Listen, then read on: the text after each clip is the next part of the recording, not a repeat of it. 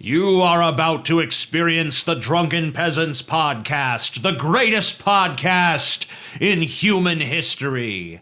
Please recognize that this podcast is designed to be amusing and entertaining, and thus we engage in satirical comments, exaggerations, and even dirty jokes. If you are offended by such things, please go away and die.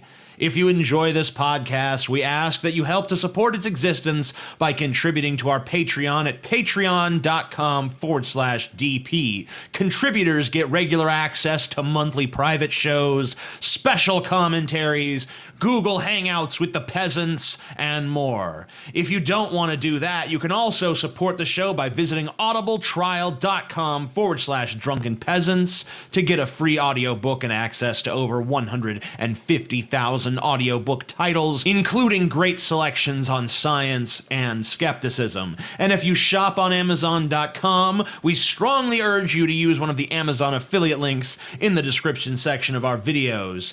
You can help support the show simply by using our link to buy things you were going to buy anyway. Now that we've got all that shit out of the way, sit back and enjoy the show.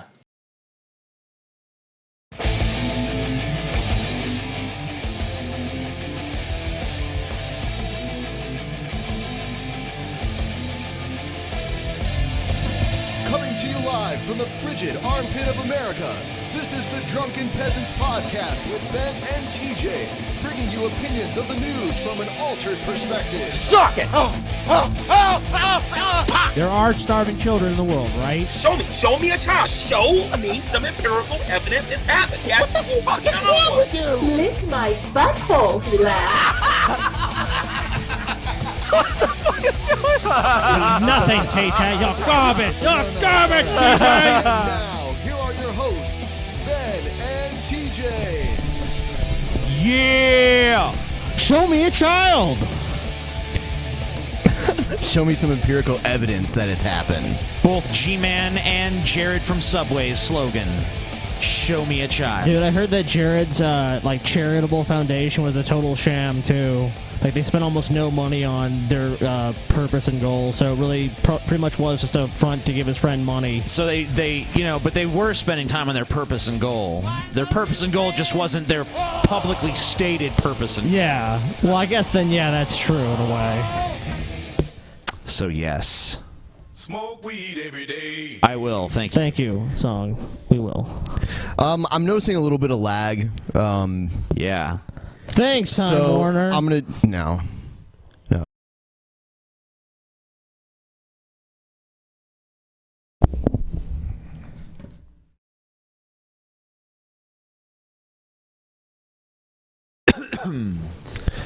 All right, we're back now, and we're black. Yeah, we're back now, and all the lag problems should be fixed. Yay! So we're gonna go ahead and bring AlphaOmegaSin on right now. We'll give him a call, bring him on, see how he's doing. You know, the last time he was on, it was the time before the first time we got that bogus strike. Neat. Hey, how's it going? It is going fan-diddly-tastic while I turn this shit down. Actually, I had other stuff going. What's up? Not too much. We just started. Just came on. We played a quick clip at the beginning of the show of Hulk Hogan and Ultimate Warrior breathing like a motherfucker. Yeah, it was pretty good. It was Brett Keene's inspiration. They're like hyperventilating. Dude, that shit is hilarious. I didn't realize that until I watched one of those clips, and then it made me want to go back and watch a bunch of the other ones. Can't imagine what the Bushwhackers would sound like, because they made some gargly-ass fucked-up sounds, too. Yeah, I would say they had the most entertaining Hall of Fame acceptance speech that I've probably ever seen. Dude, they're pretty fucking badass. I dig them. Yeah. Oh, and then we got the Dudleys back. Speaking of the tag team division, because it definitely needed some revitalizing. Yeah, I would have to agree there. Because it still needs some serious work. It's a new day. What are you guys talking about? I remember when I was a kid, and I looked at the tag team people the same way I looked at like the upper mid-carders to like main event people. So, yeah. Well, dude, when you had tag teams growing up like the Road Warriors, it's kind of hard to argue, the relevancy of them. It's true. Yeah, because the Road Warriors, I mean, in pretty much everywhere they went, they were on top, which was pretty cool.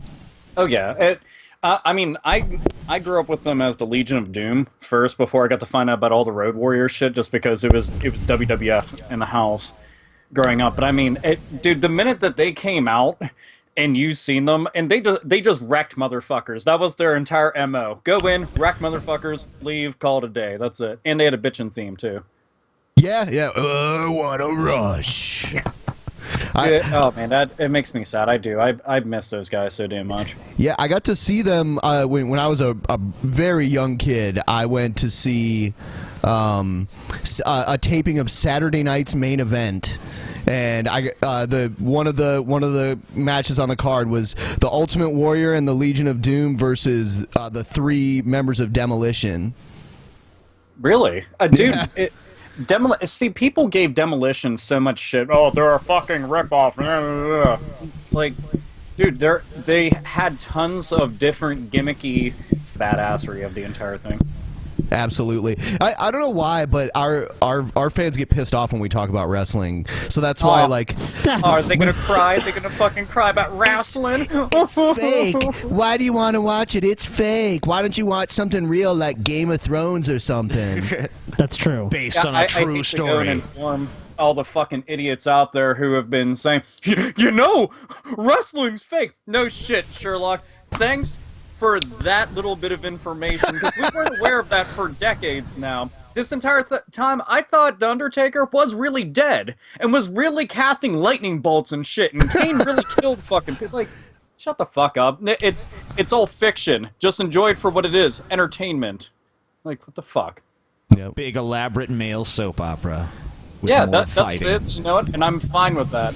I like my action movies being over-the-top, ridiculous, and cheesy, and I like my wrestling pretty much the same exact way, with with the added incentive of having, like, more tits shoved in my face. That's fantastic, so there we go. Yeah, there's not enough tits in modern wrestling. I mean, they're there, but they're not exposed enough. Well, at least we got the whole female wrestling revolution, which I will fucking pay a king's ransom for them to quit calling it the Divas division, because I fucking hate that. Yeah, that would be a good start to this revolution. Even Paige said that that's what she wanted. She was on Stone Cold's podcast, and she mentioned that she wanted it to be called the Women's Championship again, rather than the Divas Championship. Yeah, dude. The thing That'd is, be like when if the main WWE title was called like the Stud title or some shit.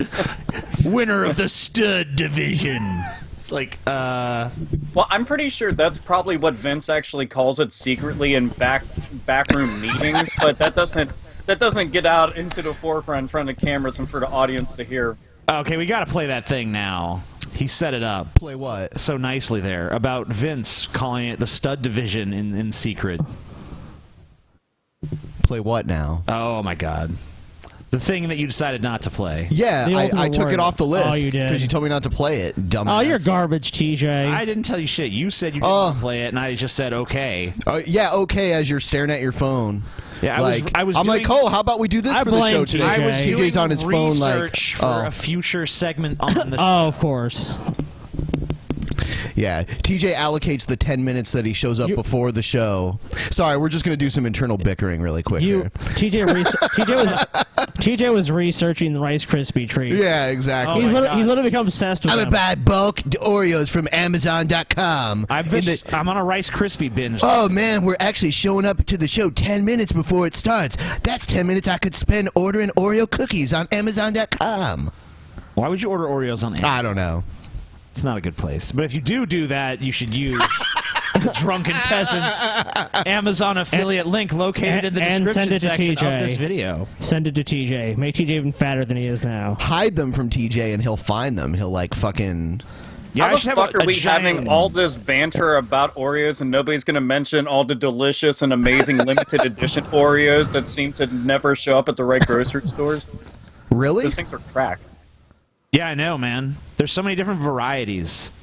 And every The time you go to the s'mores store, one. it's like there's some new one that you haven't seen before. It's like, holy shit. And you know, any Oreo is good. I don't even care if you even like the thing. It could be like, you know, crushed grasshopper Oreos. I'm like, fuck, I'll try it. Nabisco's never let me down before. I'd be okay with that. All right, so I think. Fuck are you drinking? What is that? This right here is iced tea. And it's done ghetto-fied way inside of a fucking plastic bottle. I can't Neat. afford glasses. But you can afford a giant collection of video games and comics Damn and right. DVDs. Hey, and- just so you know, this bullshit has been amassed since 1997. This took fucking forever to go and build up. I've even had to sell parts of the collection, start up other parts of the collection. Shit took forever. Neat. Oh, there's people. You must be rich, Alpha. Yeah, I'm fucking rich. Let me tell you about this fucking mansion that I have. I like the games are just. I don't know. They're games. Yay. Yeah. Shut up, you fucking rich privileged motherfucker. I came from the hood, damn it. From the ghetto, homie. I was raised on bread and bologna. Yeah, it's all good. So since the last time you came on, we added a new segment. It's Troll or Not a Troll. We play a video, and we get to guess whether or not it's a troll or not a troll. Oh shit. Yeah, yeah. So we'll do that now, and we'll see if you can guess. Let's see. Oh yeah, and we have an intro to it as well. All right. So here we go. This is someone saying that eating Vegemite is racist towards Aboriginals. Okay. I got a message for all the Australians out there. You ready? Vegemite is fucking racist! Yeah, I said it. Your favorite fucking spread is racist as fuck. It's literally keeping Aboriginals down and making them feel like they're worthless. If you eat Vegemite, you're literally what's wrong with the world. You should really be ashamed of yourselves as Australians. Ever since the 1950s or whatever, Vegemite has been a way to symbolically make white Australians feel superior to Aboriginals by literally eating their skin in a fucking jar. Vegemite is black because Aboriginals are black. And it's a way for the racists that run your country and the people who make Vegemite to keep Aboriginals down as long as possible. Oh, what do you Oh, think, yeah, TJ? I have a question. What is Vegemite? Vegemite is a spread. It's like I can't remember what it's made out of, but it's something that they spread on bread in Australia. Yeah, it's really popular in Australia. Yeah. I've heard And it's about it. racist. Yeah, it is. I don't think Definitely so. not a troll. You know, shit. I want to say troll, but I would not be surprised if there's someone this stupid because there's just so many on the internet. Not a troll. But I would go troll. I would say troll. You're also. garbage. What do you say, Alpha? Dude, there's so many times where I think that somebody's just fucking around. Then I find out deep in the darkest recesses of their mind, they are deadly serious. So I'm just gonna assume, like I do with most people, she's dumber than a fucking doornail, and she's being honest. Wow. So it's Bam! 50-50. It's a tie. Yeah. You guys are dumb. I don't have a clip for a tie. Yeah, we Shit. don't have a tie club. Just play them both. Fuck it. Okay, so we'll Yeah, fuck Yeah, it. All right.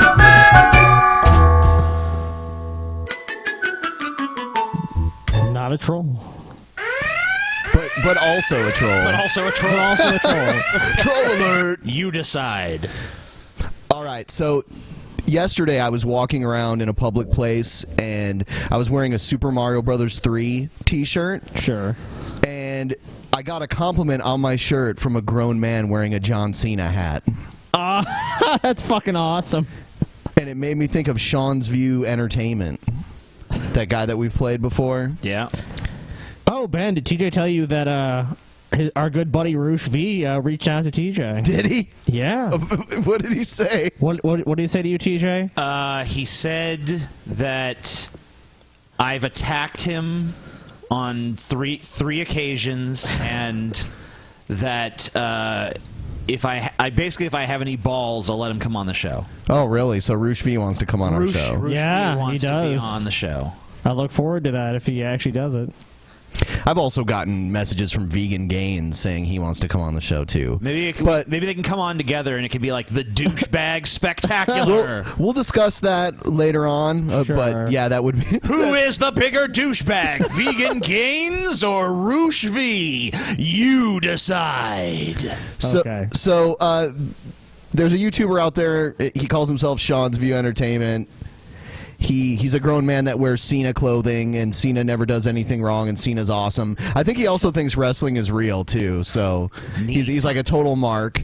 And he made a video recently because he says he's being attacked by cyber bullies because he likes John Cena. So here's a video about that. He would probably also defend that Cena doing that fucking bullshit ass off the second rope stunner is supposed to be a spectacular way for him to expand his amazing repertoire of 5 to now 6 glorious moves. Yeah, he has 6, and every now and then he does the worst. They are amazing Hurricane moves, ever. though. In all fairness, he does 2 of them pretty well. Look, Well, 5 yeah, minutes. The STF is the greatest move, though. Well, the one thing he doesn't do well is actually sell a fucking move. I'm sorry, Never. but if Rollins goes up to the top rope and frog splashes you, you do not immediately kick the fuck out. Not even at 2. You just kick the fuck out and then get up and do some Hulk smash shit to him. Fuck all that. Yeah, but you know what though? You're failing to factor something in here. Cena is so invincible in real life that for him to sell a move even a little, we should just applaud him. It's a massive compliment to Raw. Because, in real life, he could get hit by a truck and just get up and be fine. So to even lend credibility to the idea that some mere mortal could kind of hurt him, that's a tremendously gracious gesture from John Cena, and I think you should be on your knees sucking Cena's fucking cock.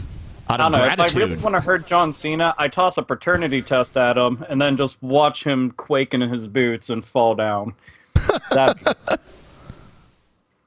Man, I think the moon could, like, collide with the Earth in the exact location where John Cena is, and he would still kick out at 2. Oh, yeah, easily. The moon's got John Cena pinned. Nope. Yeah.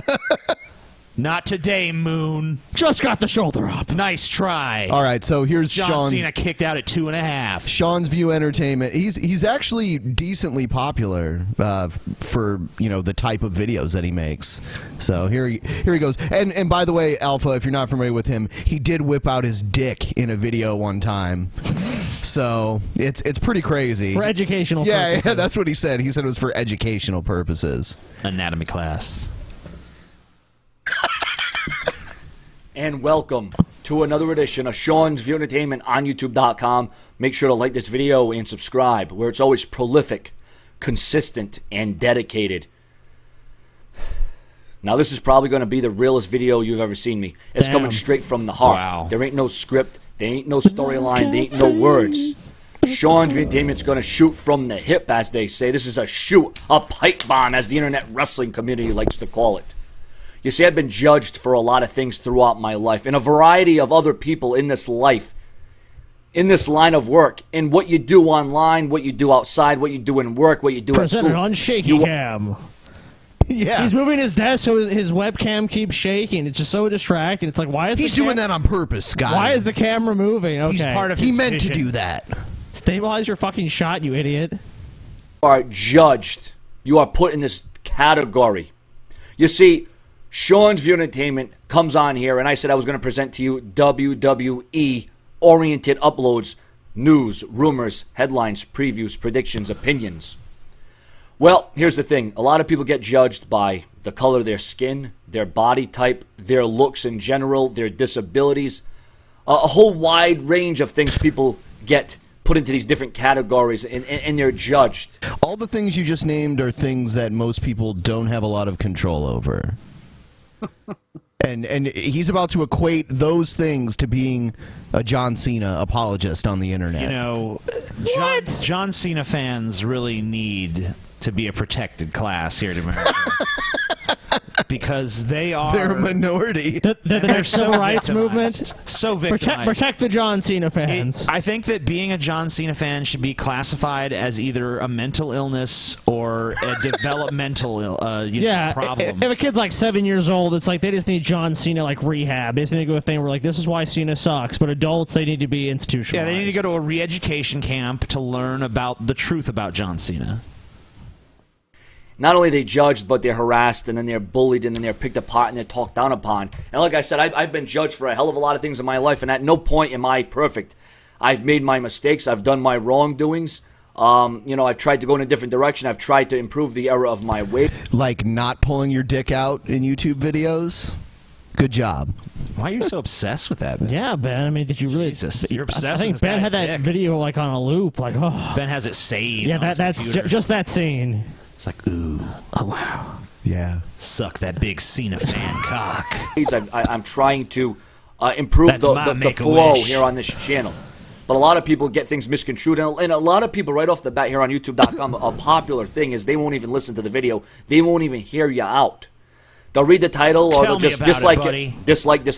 But you see, the thing here on Sean Vintainment is I don't take away the interaction. I don't disable comments. I don't disable likes and dislikes. I don't disable thumbs up and thumbs down. I don't disable any of that mumbo jumbo because it is all about being interactive. It's all about being informative. It's all about being smash mouthed and in your face.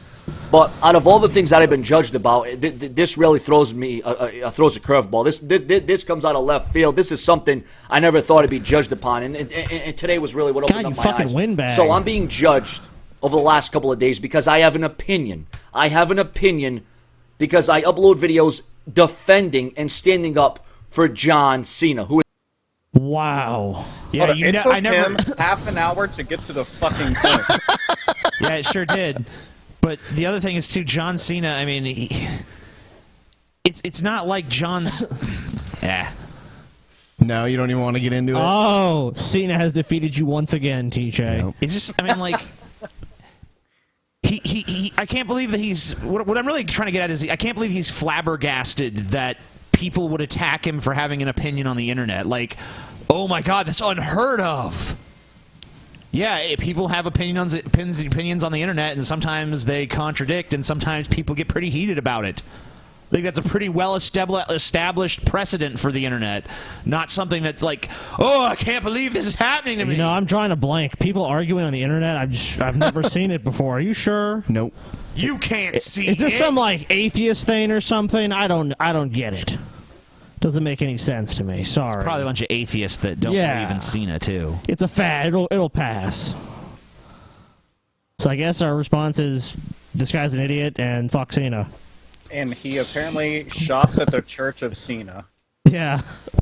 Dude, seeing somebody not John Cena wear everything that he wears up to the middle of the ring and is expected to be taken serious kind of blows my fucking mind.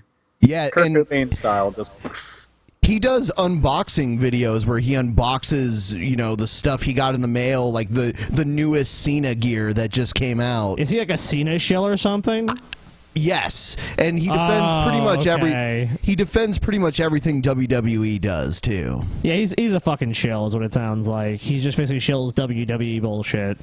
So he's basically just like perfectly content with the product as it is and is just defending the status quo. For the most part, and he does rumors. That a lot of people took issue with him because he made a totally false claim that when that incident in Mexico happened with Rey Mysterio, that Rey Mysterio was suspected of, manslaughter charges. What? Yeah.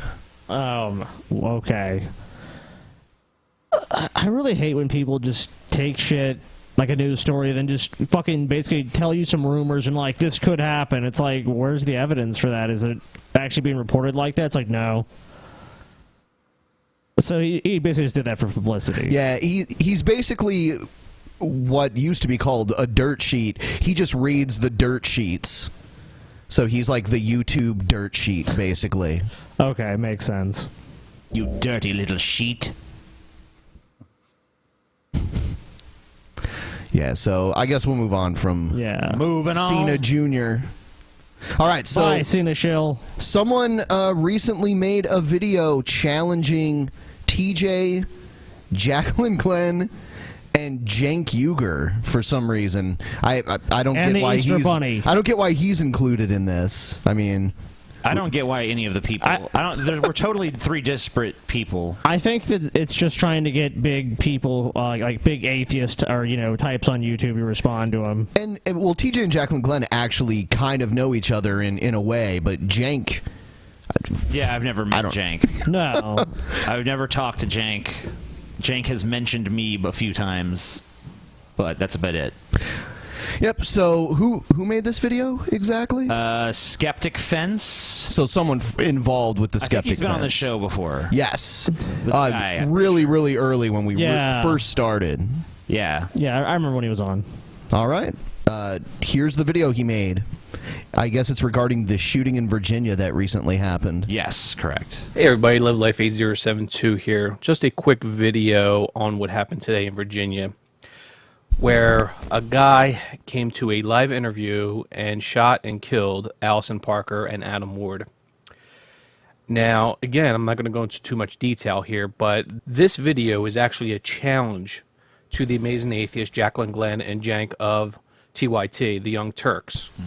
I want them to talk about this story, okay? I just uploaded a video about They're it. so-called proponents of, or proponents against racism. This story is the biggest story right now worldwide. Yes, because why would people be Okay. against racism? And Hold this on. is a story. Shouldn't these types ever? Would you not classify yourself as a proponent against Yeah, racism? are you saying you're a racist? I mean, I wouldn't even say. I mean, I don't really address the race thing too much, honestly. No, there was just a short time where you did because of the AIU shit. Yeah. That's not really one of my pet issues. But okay, whatever. people need to cover if they're going to be proponents against racism. Okay? No strawmans, no red herrings, no talking about Dylan Roof, no talking about Eric Gardner. Hold on. Okay? I want you to talk. So basically, he classifies the discussion, TJ. Don't be fallacious and talk about only what I say. I mean, I can, no straw man, no red herrings. I mean, fine, whatever, Obviously, I don't want to go and commit logical fallacies on purpose or something, but you're not going to prohibit me from discussing certain other obviously related subjects. I mean, Dylan Roof and Eric Garner.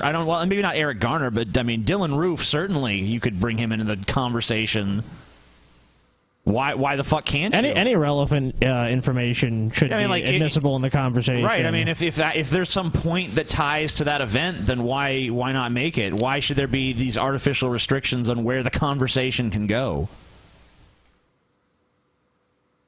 No, Dude is probably insecure as shit that everything that he's gonna try to argue is gonna be undermined with fucking facts. So to try to go and steer it in a different direction. Specifically about this story here and how it was a hate crime. Okay? It was indeed a hate crime. And Vester Flanagan's manifesto proves this. And I'll go into a little detail about that. But before we get on with that, I want to play a clip by Fox News today. All right, so we've been listening to the live press conference now. That's Virginia State Police. They were talking about how the trooper there had a tag reader and was able to get the license plate, waited for backup in order to try and make that stop. Of course, that is when the suspect, Bryce Williams, shot himself and crashed that vehicle. He has now since passed away. Paul Vialas is the CEO of Vialas Group International and host of the Security Brief. He's in studio with me now. Is this a hate crime, Paul? No, Gretchen, it's not. This is quintessential workplace violence, from the behavioral profile of the individual to the actions that he displayed, from the manifesto to from the time he was terminated. Every time there's someone that commits, like a murder that gets really high profile, anything they wrote is called a manifesto. Yeah, it's a manifesto suddenly. It's not like delusional ramblings or anything. It's a manifesto. Yeah, so does that mean if I went and shot a bunch of people, my Twitter feed would be like, his manifesto? Either that or it'd be like the douchebag Bible or something. Read his manifesto. Sweet. Probably if sales go up. I don't know. Wow, yeah. Well, that is one sales strategy. I wouldn't recommend it, though. Oh, you don't have the ambition for this business, kid. I'm good. 2013. But it says in the manifesto that he wrote 23 pages and faxed to ABC News and now in the hands of I would Fox. say that is a manifesto. He talks about race a lot. He put the initials of the Charleston church shooting victims on the bullets that he used today. He praised the Virginia Tech mass killer, the Columbine High School killers, says he was being attacked for being a gay black man. He shot 3 white people today. Right. Why Now, is that not a hate crime? Well, because of the fact that the workplace violence offender is clearly delusional. They make up their own sense of reality, and they struggle with their sense of identity. So they don't like who they are. They make up something that will envision them as a victim, as the quintessential victim. It's the finger pointing. Now, hate crime is something where he clearly was motivated by sense of race, color, or But he creed. was. He says that the Charleston church shootings were his tipping point. Right, the tipping point for attention seeking. He saw the attention. He saw the attention that was received from that. My only, I don't really give a shit what you call the crime. I mean, you can call it hate crime. You can say that it's a workplace crime, whatever. The facts of the crime don't change based on what label we assign to it. But here's why, in my mind, I would lean towards no on the question of whether or not this is a hate crime. It's not as if this guy went to a white church and shot it up as retribution for what happened in Charleston. This is a guy that shot 2 coworkers that he had grievances with. He had motivations beyond some racial shit to do this. He had personal grievances and issues with his victims. Not to mention, don't you have to question the mental sanity of someone that does something like this? I mean, maybe he was perfectly sane. I don't know. That's what I was going to say is whatever the fuck happened to people just being flat out crazy. Because there's a lot of lunatics out there that do shit for reasons nobody's going to be able to understand because their mind's already unraveled. And they just go by and they just fuck shit up, and then they can't even go and explain rationally why they decided to go down that path. Yeah, I mean, this is a guy that was a TV personality for about a year on that station, WDBJ, I think. Yeah. BJ. Anyway, he worked over there for about a year, and he was fired because he was volatile and did not get along with his coworkers. And he actually had the same story happen to him at a few other local stations that he'd worked for over the years. So this is a guy that had a gigantic temper, did not get along with his coworkers, was known to be volatile. So I don't know if I really buy into the hate crime angle, but I mean, even if you say, well, even if it's not a hate crime or it is a hate crime, there obviously is a racial component to it, and I'm sure there probably is, because if he's writing manifestos that are laden with references to race, that's, whatever. That can be looked at as a component and it should be examined. But, people just want to put it into like some simple categorization, like it's this, it's that. As if I don't have any problem calling it a hate crime if it is a hate crime. I would not have a problem if a black person goes and says, I am going to now shoot people because they're white, and I have contempt for the white race, and this is the beginning of my race war against the white man. I would say the conversation as to whether or not it was a hate crime would be more relevant if he was still alive and they were deciding what to charge him with. Right. I mean, he's dead. It doesn't matter if it's a hate crime or not at this point. No one's going to make a case that, we shouldn't equally apply the label of hate crime under the law. I mean, I don't think anyone's making an argument like that. I don't know why that you're being challenged to. SJWs might, but I'm not an SJW, so I don't know what he's directing. Yeah, what he's alluding to. Shooter all over the country, and that particular shooter was glorified on the news in his eyes. That's why he picked this time of the day to shoot these 2 people. For once, I actually agree with Gretchen there. It was a hate crime. In his manifesto, Investor Flanagan's manifesto, he stated, "Why did I do it?" He also put down a deposit for a gun on 6/19/2015. The church shooting in Charleston happened on 6/17/15, okay? Where Dylan Roof said, I want to start a race war. Now, why isn't this guy going to mention that? Don't mention Dylan Roof. Yeah, I didn't. You're breaking your own rules. Hey, No, wait a no, minute. he's allowed to mention Oh, it, just okay. not you, TJ. Yeah, so it's relevant to the story, but he doesn't want you to talk about that. I don't. That doesn't make any sense. Yeah, that kind of blows my fucking mind, Yeah. honestly. Yeah, he just said that. It's like, why is he mentioning that? It's like he said he specifically wants to focus on this case and not mention any other cases to do with this, or specifically for you guys not to if you decide to respond to him. You know. Social justice warriors out there, people like the Amazing Atheist and Jacqueline Glenn, They're they'll not- say, "Hey, no, it was a hate crime." They're not. It was a hate crime. I can't believe he says that you're a social justice I warrior. can't believe he says Jacqueline Glenn is. No, they're definitely not. Cenk Uygur, yeah, probably. It was a hate crime. Had nothing to do with religion. It was a hate crime. But then again, we're not To going to answer take the this question guy's. on the screen, We're going to take this I guy's already manifesto, have, but I'll with a answer grain of again. salt. No, it's No, definitely not.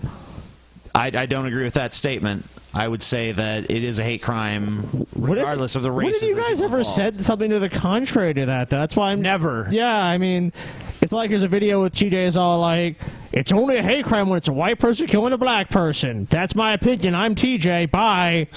You know, like when did that fucking happen? This is what he said in his manifesto. Okay. What set me over the top was the church shooting, and my hollow point bullets have the victims' names initialed on them.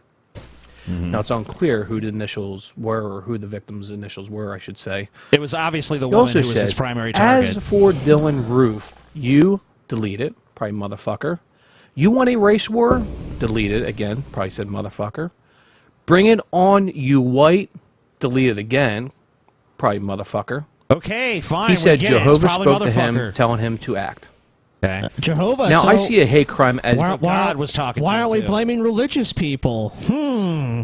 The same logic. He said Jehovah told him to act. Here's a crazy fucking idea. Maybe there was like a confluence of factors that went into this crazy fuck's decision. Because he's talking about, first of all, he targeted a woman that was a former coworker that he hated. No, sorry, she did. That doesn't fit this narrative. You can't actually point out evidence or facts. Sorry. Now he's saying God told him to do it, and he says the Charleston thing was a catalyst for doing it, and he probably suffers from some form of mental illness. Almost certainly. So, well, did suffer from mental illness. Yeah. So, I mean, it seems to me like there was a lot of different stuff brewing and boiling around in this guy's head. I would not be comfortable saying definitively this is not a hate crime. I don't see how you could be comfortable saying definitively this is a hate crime. Why do we need to even apply this label anyway? He's dead. There's nothing to fucking charge him with. So why don't we just examine the facts of the case and not worry about this stupid hate crime label and whether or not it applies? Yeah, we don't want to be like the Catholic Church. We don't want to dig up a dead pope and put him on trial. You know, this guy's dead. That's it. I'm kind of all for the idea of digging up corpses and putting them in a courtroom. So we can weekend at Bernie's the entire thing, and it'll be great. Weekend at Bernie's 3. Yeah, like jury duty or something. Yeah. Hey, you could just take a zombie movie and just add puppet strings to all the zombies. It's a cheap way to do it. If we can do it like Team America, I'm all for it. I'm for it. We'll do it. Motivated by racial, sexual, or other prejudice, of course. Typically one involving violence. Now, two of the Amazing Atheists, Jacqueline Glenn and Cenk of the Young Turks. I don't randomly selected people to challenge. All people with Strong probably man. way more massive fan bases than him. He has 6,000 subscribers. Okay, yeah. As I stated, the Young Turks have like almost 2 million subscribers, or even more than that, or something. Slightly less than me. Oh yes, yeah, whatever. But it's pretty obvious why he selected the people he selected. Whatever. I don't want you to use red herrings. I don't want you to compare one crime to another. I want you to talk about this crime. Okay. You will talk about this. But you did that in your story. comparison of the crime. Why do you have these artificial constraints on a discussion? That doesn't even make any sense. Like, it's like, I want you to discuss it, but I want you to discuss it the way I want you to discuss it. It's like, no. Why doesn't he just tell me what my opinion has to be as well? It's That came out today. Huge story today. If you want to be against racism like I am, I want you to talk about it. Now, I can go into much more detail on this story if I want to, and compare them to other issues in the past, but I won't. I want to talk about this story. All crime is bad. Violent crime is bad. Race. Yay. Oh my God. Yeah, that does deserve a clap. Wow, violence is wrong. But all crime is not bad, actually, so no. I would say there's plenty of crimes that actually should not. Yeah, I don't think jaywalking is really that bad. I'm not going to be losing sleep over the jaywalking epidemic. I don't think smoking pan every day is bad either. No. Racism is bad. But he said what he said on what I quoted earlier in this video. Now, please, this is the challenge from me to you guys. Okay. You don't have to mention my name. You don't have to mention my video. Uh-huh. Cover the story. Your proponents against racism, show it. All right, well, I already That did a being video said, I'm on the Live Life story, and now I've 8072. also responded I'm to outta you. here. So Take care, guys. There Live you life, go, buddy. Because you only have one. I really just don't understand him trying to play this gotcha game on this issue where he has nothing to get you on. Yeah, it doesn't make any sense. I never said anything to the contrary of what he's saying, yet he's acting like I've made I've made several statements to that effect or something. Like it's only a hate crime if white people do it. Well, for fuck's sake, quit being a social justice warrior like he said. God. That is true. Fuck you, TJ. That's nothing I ever thought you would ever be called. Yeah, I mean, like, I need to go on some rape sprees or something. I'm all TJ. for it right now. I'm going to go kidnap Counter the this homeless image. and powerbomb them off the bridge. Sweet. You can just powerbomb them onto my cock, and then both of our objectives are accomplished at once. All for it. He's like, all right. All right, here's or do you want to watch more of this, or is it done? It's done. It's done. Okay. It's done and over with. All right, here's Dead. It's fucking dead. here's Josh Feuerstein. Hey guys, what's up? Josh Feuerstein here. Look, it doesn't take a rocket scientist to tell that America is standing in a very dangerous place. Everybody feels, especially after the Dow falls over 1,000 points. You know, Fear-mongering 101. Stock market, He actually did a video today that made, like, the news and shit. Yeah. Do you have that one, too? Because that one's crazy. Hold on. Oh. Was it the one where he's got the gun? And his kids. Yes. He's got his Yeah, kids and his little kids dude, shooting it off and shit. I didn't actually get to see that one. I'd seen the thumbnail multiple times, and I just was like, you gotta be fucking kidding me. And I just continued going through my feed because I knew I'd stumble across more stupid shit. This is a new one. The one he had with the gun before is totally different. This is like a new one where he's got his kids in his lap, and he's like holding the gun like an inch from his son's face, basically, and talking about how some parent who allowed his son to get a little mermaid doll is like a horrible person, and, you know, they need to train up their child like Josh Feuerstein and shit. Yep. Every child needs at least 3 assault rifles. Come on, TJ. But anyway, we'll watch this one. On the stock market the last couple of days, everybody feels like imminent doom is upon us, like there's some sort of danger and destruction that is ahead. You know, I've heard this phrase a long time, God bless America. And everybody's praying it right now because they're scared. But let me show you why God cannot bless America. You see, it was that in 1962, we began to throw God out of public schools and public policy. And do you notice that ever since we did that there has been a constant downhill slide about American society, American finance? No. No. Okay, hold on. You know when... Okay, two things. One, does anybody get the whole feeling that he should be ending everything like he's a preacher and have like a whole white suit and shit and be in some mega church? He used to do that, yep, I think. That was his shtick before that. Yep. Yeah, now he does this shit. He's really fucking sticking to it, and he's got the whole Fred Durst look down, but he might want to try to not put his fucking foot in his mouth with some of this shit, because, like, do you think that people academically and morally are suddenly becoming corrupt because they aren't being told a bunch of fabricated bullshit in school? Like, it's supposed to be for fucking education. You take education, and religious beliefs can go off way to the fucking side, along with political beliefs way off to the fucking side. Just get an education about facts. Why is this so fucking hard? Because to him, the Bible is a fact. You know, evolution is like this ridiculous myth, but the Bible is fact. That's just how these people roll, you know. And they think that they've got this book in their hands as a source of objective morality and like how to correctly conduct yourself in life. And it's nothing is more important than following these guidelines in this book. So how can you even have an education without the Bible? Look, TJ, you gotta do creationism, Limp Bizkit style. Look, TJ, kids are not being properly educated. God's way. It's God's way. God's way or the highway. Oh God. Yeah. Okay. Awkward. Oh, you're so awkward, man. Limp Bizkit style. Yeah, Ben. You down with Limp Bizkit? No. You down with Limp Bizkit, Ben? No. Come on, Ben. You know you need to be down with Limp Bizkit. No. And Josh Feuerstein. Religious genius. This is American everything. Why? Because the wages of sin is death or destruction. When sin enters, now it begins to devolve society. You see, God cannot bless a mess. That's why he can't bless America. Because America... God can't bless a mess? Then why do you... What about all these fuckers who turn up at these church events and talk about how...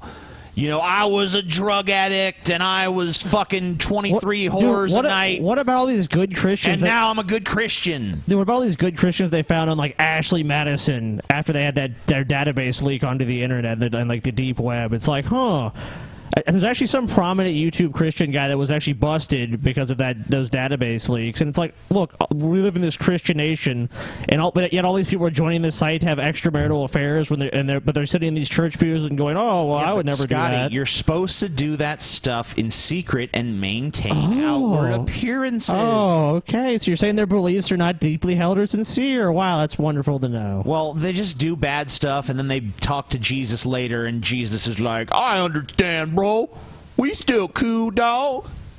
Is in chaos. It's in disorder. We have disaligned ourselves with God, and he cannot bless something that is not aligned with him, something that is not in order. Think about this. If you were to go up to a soda machine that says out of order, would you put a $1 bill in it? No, because it's out of order. It doesn't work properly. Therefore, you know it's a bad investment. You know, look at America today. We have taken marriage.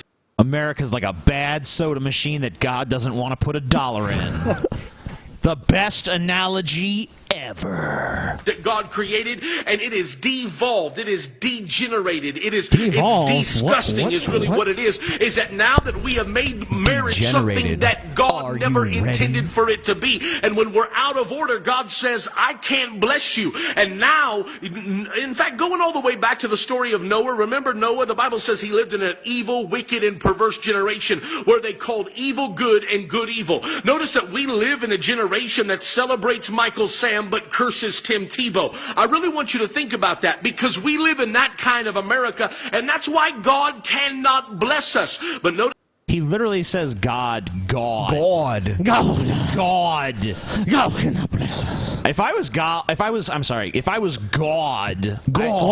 I wouldn't let Josh Feuerstein up into heaven just because I don't want to hear my name said like that. It's like, it's God, bitch. There's no W in it. Fuck off. You're going to hell. that in the days of Noah, what he had to do, he had to press the reset button and bring destruction, because he had to destroy all of that which was not aligned. I love how he sits here and like calls himself a good person while openly hoping that everyone around him dies for being too sinful and not good enough. Well, he's hoping he's the next Noah, you know, whatever. Like, God will like flood the earth with lava this time. He's like, no, it's not going to be water, it's going to be lava. Josh, bring 25 giant industrial-sized barrels of every snack food onto the ark. With him, I'm telling you, America, it's time for the church. The Bible says, if my people which are called by my name will humble themselves, if they'll pray and turn from their wicked ways, I will hear from heaven and heal their land. I'm telling you, America, it's time the church begin to pray. We are the only thing that can save America, because the shepherd is listening to the voice of the lambs. But right now, I'm afraid that all he hears is the silence of the lambs. America, it is time to pray. Okay, plenty of Americans are highly religious and pray all the fucking time. But not all of them, TJ, and it's not state mandated. What's wrong with that? Yeah, that's true. If only we lived in a fascist theocracy, everything would be great. Yes. History has shown this to be true. And return to God. I'm praying that you would take a moment and click share on the side, the bottom of this video, like, comment below. Why? Because this has to be the beginning of a revolution where we realize that the only supreme being that's higher than the Supreme Court is God himself. We need to go straight to him and ask him to forgive America for aborting millions and millions of babies and turning marriage into something it wasn't meant to be, and stripping God out of every courthouse and the White House and throwing him in the toilet. I say it's time that you share this video. Share it, like, comment below. If you're not my friend already on Facebook, click my name at the top of the video. Let's be friends. God bless. Have a very, very beautiful day. Garbage. Holy shit. Towards the end of that video, he started going into the whole auctioneer voice and started spouting off as many things as he could as quick as possible, but then starts bringing, like, abortion and other shit into it. Like, dude, I couldn't even, I was speechless a lot of times because I'm just staring at his fucking jowls going everywhere, and I'm just like, holy fuck. I mean, if you want to start a revolution, one, turn your fucking phone horizontally, you fuckwit. I hate when people do that. And two, just, why the fuck does this dude, I wish that God would disable his internet connection to shut him the fuck up. If there is a God, he would be fucking dead. Like, fuck God. Damn it. He had a fundraiser to buy a Red One camera, and supposedly he got it. Didn't he make a message saying he got it, TJ? Well, he got all the money and thanked everybody, but he's never shot anything on a Red One or shown any indication that he's upped his production quality to the slightest degree. Unless the Red One has a portrait mode. Yes. To it. He's not. Yeah, he's clearly not shooting on Red One. I mean, maybe Look he's at using that it for crystal clear definition. You can see every This pore is like in his 4K nose. quality right here. Did he say he was going to use it for his videos or for something else though? His porn. He said he was going to use it for his videos. Yes. That is shocking, really. Then. Yeah. And obviously he is. This is shot with a Red One. I could tell. And if you watch, what is it, like last week tonight, you would know that it's perfectly legal to do that. Just be like, give me all this money, then just use it for whatever he wants. So. Well, dude, how many fucking assholes out there decide that they're going to say, you know, if you really like God, then you'll give me money, and, you know, good shit'll happen to you, I promise, and if it doesn't, it's because you didn't believe. Bam! There we go. I got my loophole, and I've got my cash. Woo! That's... this dude's like the same exact fucking thing. Christ. Oh yeah, and not only that is there a loophole, it's like you didn't give enough money. That was the problem. You have to give us even more money. It's a racket. This dude is a fucking shill and a half. I mean, it's painfully obvious, but it's just one of those things, like, you're online and you're just fucking about on the internet and you see these assholes and you don't believe that they're real people. Like, it's completely unfathomable that somebody can think that way and act that way. And it's worse because they're bringing up kids to think like this and telling them that anybody that isn't like you and goes against all this fucking shit are the worst people ever and should be dead. And that's, oh man, the domino effect. It's horrifying. But I mean, like, come on, even the Christians say that they themselves should be dead. Like, it's only by, you know, God's grace that they're forgiven their sins, and they all deserve to burn in hell, and all people are basically just worthless piles of shit that, you know, are not fit to lick God's asshole, but through his infinite mercy and grace, he forgives us our fucking horrible ways. Another thing about this guy and a lot of other popular Christians on the internet, he's a crazy conspiracy theorist.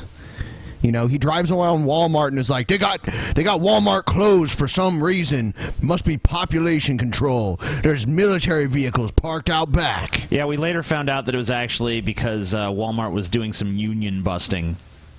Yep. Yeah, he never followed up on that, did he? Do you think he would actually accept that explanation even if it was presented to him? Even if it was documented, even if it was thoroughly proven? If it was documented in a 2,000-year-old book, maybe. Yeah, if we could find the obscure passage of the Bible that says that Walmart was just union busting and not staging a coup to take over America, then, you know. How many followers does this dude have exactly? Millions. Yes. Millions. Yeah, he's bigger on Facebook than anywhere else. Or at Dude, least that's at least horrifying more to than me a in million. general because, I mean, as stupid as the shit that he says is, it's more of the people that are buying into it, supporting it, than spreading it as if it's fucking factual. Yeah, you'll go see videos like this with like 20,000 shares and shit like that. It's pretty It disgusting. deserves 1 million shares, TJ. Yeah, it just makes you want to vomit. Oh no! I mean, I've seen the dude pop up in my feed every so often, but I never thought anything of it until it was probably like last night or some shit when I had seen the one of him with, he had some kind of handgun and shit, and was, you know, he had both of his kids on his lap, and I know that plenty of people will have their opinions on gun control and shit, but people are like losing their fucking minds. I didn't bother to click on it because I already was. I wasn't even prepared with an umbrella handy for the shitstorm that was awaiting in that comment section. So I just avoided it and decided to go and click on some other AIDS-induced fucking article. But that, yeah, I've seen this dude around. I just didn't think that I'd hear him, and now I immediately regret it. He's the Sorry about that, buddy. He's the bastard son of Fred Durst and the guy from King of Queens. Basically. Oh God! What the fuck is that dude's name? He's in Kevin that James. Mall Cop movie. Kevin James. Yep. Yeah, Kevin James. Oh my God, that's one of the unfunniest motherfuckers in the entire world. Yes. I don't think I've ever seen a... Wait, no, I take it back. I saw I now pronounce you Chuck and Larry. Strangely enough, Mick Foley and Kevin James went to high school together, and they were like on the wrestling team and stuff like that. Weird. Yeah. I watched Poor the Mick Mick Foley. Foley. Also, poor chairs for that fucking Kevin James sits in. That shit. Yeah, so this Josh Feuerstein is living proof that on very rare occasions homosexual relations can produce offspring. There we go. There he is, right there. That's why he has such a chip on his shoulder. All right, next one here. I guess in the UK right now, we actually covered some of this when we had Sargon of Akkad on here. Sargon! Yep. Woo! Yeah, he sent us a video that there's a big, or actually I think it was a news article. There's an argument about the right to offend people, to be able to say things that may offend some people, and it's between, I guess, comedians and feminists is what I got from it.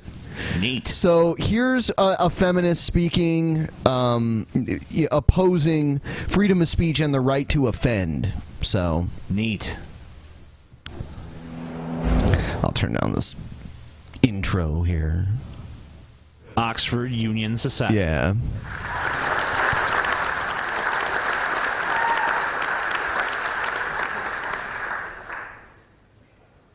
Peter and Brendan stood up here and complained that us students, people like Tim and me, are engaged in a discourse of censorship, that we want to silence them. I mean, funny, you don't seem very silenced. For a start, you're here. Hold on. For a second... They didn't say you'd succeeded in silencing them. They said that you want to silence them. And they most certainly do. And obviously this is after the other side has already spoken. Right. Yeah. And you still have your national newspaper columns. Apparently, I don't read them, but people tell me they're still out there. So what you're really saying is that, not that we're trying to silence you, but that we have the audacity to try and erode the platform that our racist and misogynistic society has given to two privileged white men. That is what we are guilty of doing. Oh, God. Yeah, this is going to go great. What you are saying is you personally have a right to that platform, which other people are not given. That you personally should maintain hegemony over that platform. What we are saying is move the hell over. Other people deserve that platform. Other people who are not white, who are not men, and who are not of the people that you call privileged. Move over. And in order to do that, you I'm sorry. This is not a woman. This is a bunch of. This is like black widows in a human shape with a human suit over them that's like posing. Dude, okay, despite the fact that she's just spilling shit out of her mouth that's nonsensical, Where on any fucking goddamn planet, including alternate universes, did anybody say that they didn't want anybody else to have those rights and freedoms that they already do have, but that they need to be stripped away? Nobody said that, but she's trying to, like, how the fuck do you paint this kind of picture with a straight face? Like, I don't even see the fucking dudes in the back with the shitty little ties on, the bow ties, not cracking a fucking smile. They should be. I'd be laughing my ass off. Like, this is ridiculous. Nope. Be respectful. Create a space where those people can actually enter into that discourse. What I want to talk about, oh no thank you, is the discourse of hypocrisy. Because was that Christopher Hitchens' brother? It looked like him. I don't know. I think it was. Oh, maybe. It could have been. They stand up here and say that they're engaged in free speech and they want free speech for everyone. They are actively denying the discourse of censorship that they are involved in.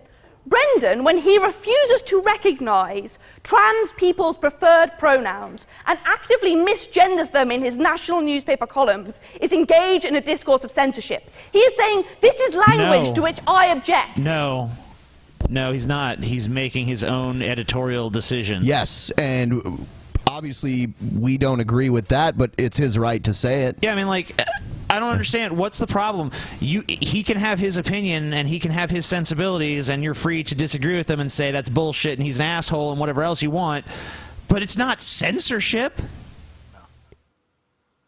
Yeah, it's very strange to be told people who are not in favor of censorship are really the ones censoring the conversation. Well, she is not. She's promoting equality for all people, as if they're basically saying, no, we don't want anyone else to have a platform except us. I highly doubt that is their message.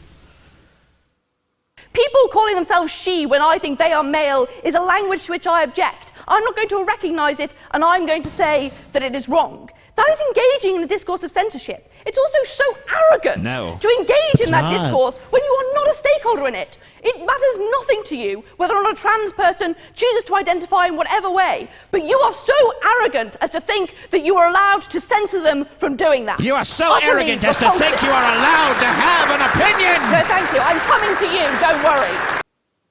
Yeah, that guy that just stood up is Christopher Hitchens' brother. I've seen them actually debate one another because they disagree on a lot of things. Yeah, there was a weird debate where they debated on both religion and Iraq, where I had to switch sides on the debate. I've seen that one. Because when they're arguing about religion, I'm like, yeah, Christopher Hitchens. And then when they're arguing about Iraq, I'm like, Christopher Hitchens' brother. Yep. It's funny we can't even remember his name right now. Who cares? He mostly is 90% a piece of shit. Yep. Sure. Peter Hitchens, when you write that a discourse of Islam is what causes Muslim men to rape, you are engaged in a discourse of censorship. You are saying that the discourse of Islam is something that is wrong, something that should not be allowed, something that you object to. Yeah, go for it. Is it not true that to have a different opinion isn't the same as telling other people that they shouldn't have or they can't have that opinion? Yeah. Absolutely not. No. Wow. Yes. You got what did that chick say? She basically just said what we just said, that, you know, just because someone has an opinion doesn't mean they're censoring other people's right to have an opinion. Yeah. Well, that's the thing. Most of these arguments end up turning into the quote-unquote debates that most of those fucking asshats try to go and approach us with is, your opinion differs from mine. You're trying to censor me. You're oppressing me. And then they just make an endless sea of accusations to try to back up their claims, which are all unfounded and false and hollow as shit. And it's just, it's mind-numbing. And then there's people who just sit back like, oh, yeah, you tell her. Yeah, yeah. They're called Tumblr feminists. Destroy them! Yeah. I like that voice. Logic and reason, hooray! Silence! The king has spoken! I'm trying to read, fuckface.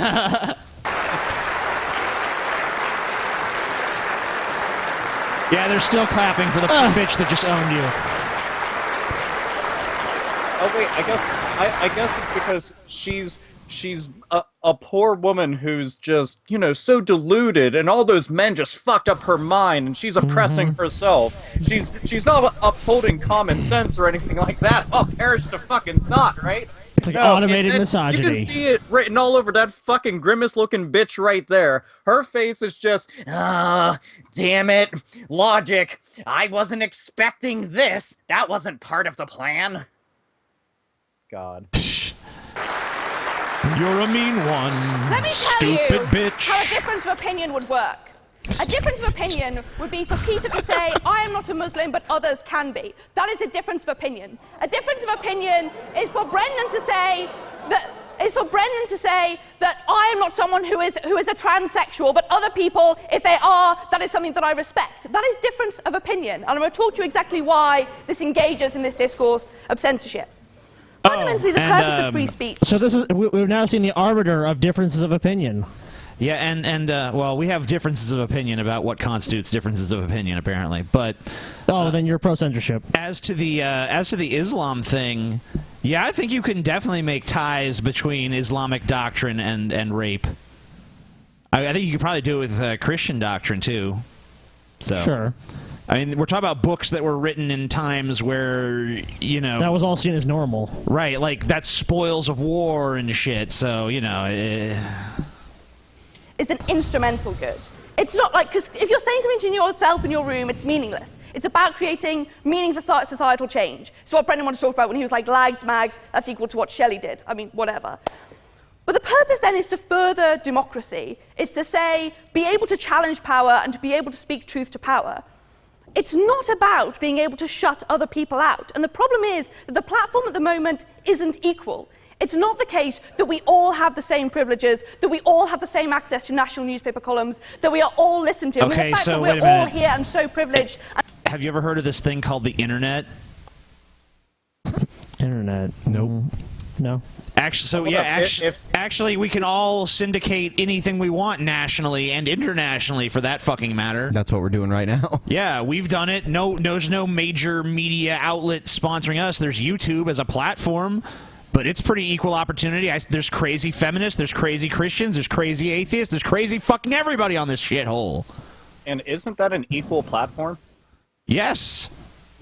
Which is essentially what she's on right now, which is kind of fucked up to think about. She's on a platform where both sides get to equally present all of their views and opinions to a live audience, which will be aired on the internet for a much larger audience, but things aren't equal. Nobody's going up there and shutting her up. She's got no representation. Any second now, a guy with a machete is going to come out and chop her head off.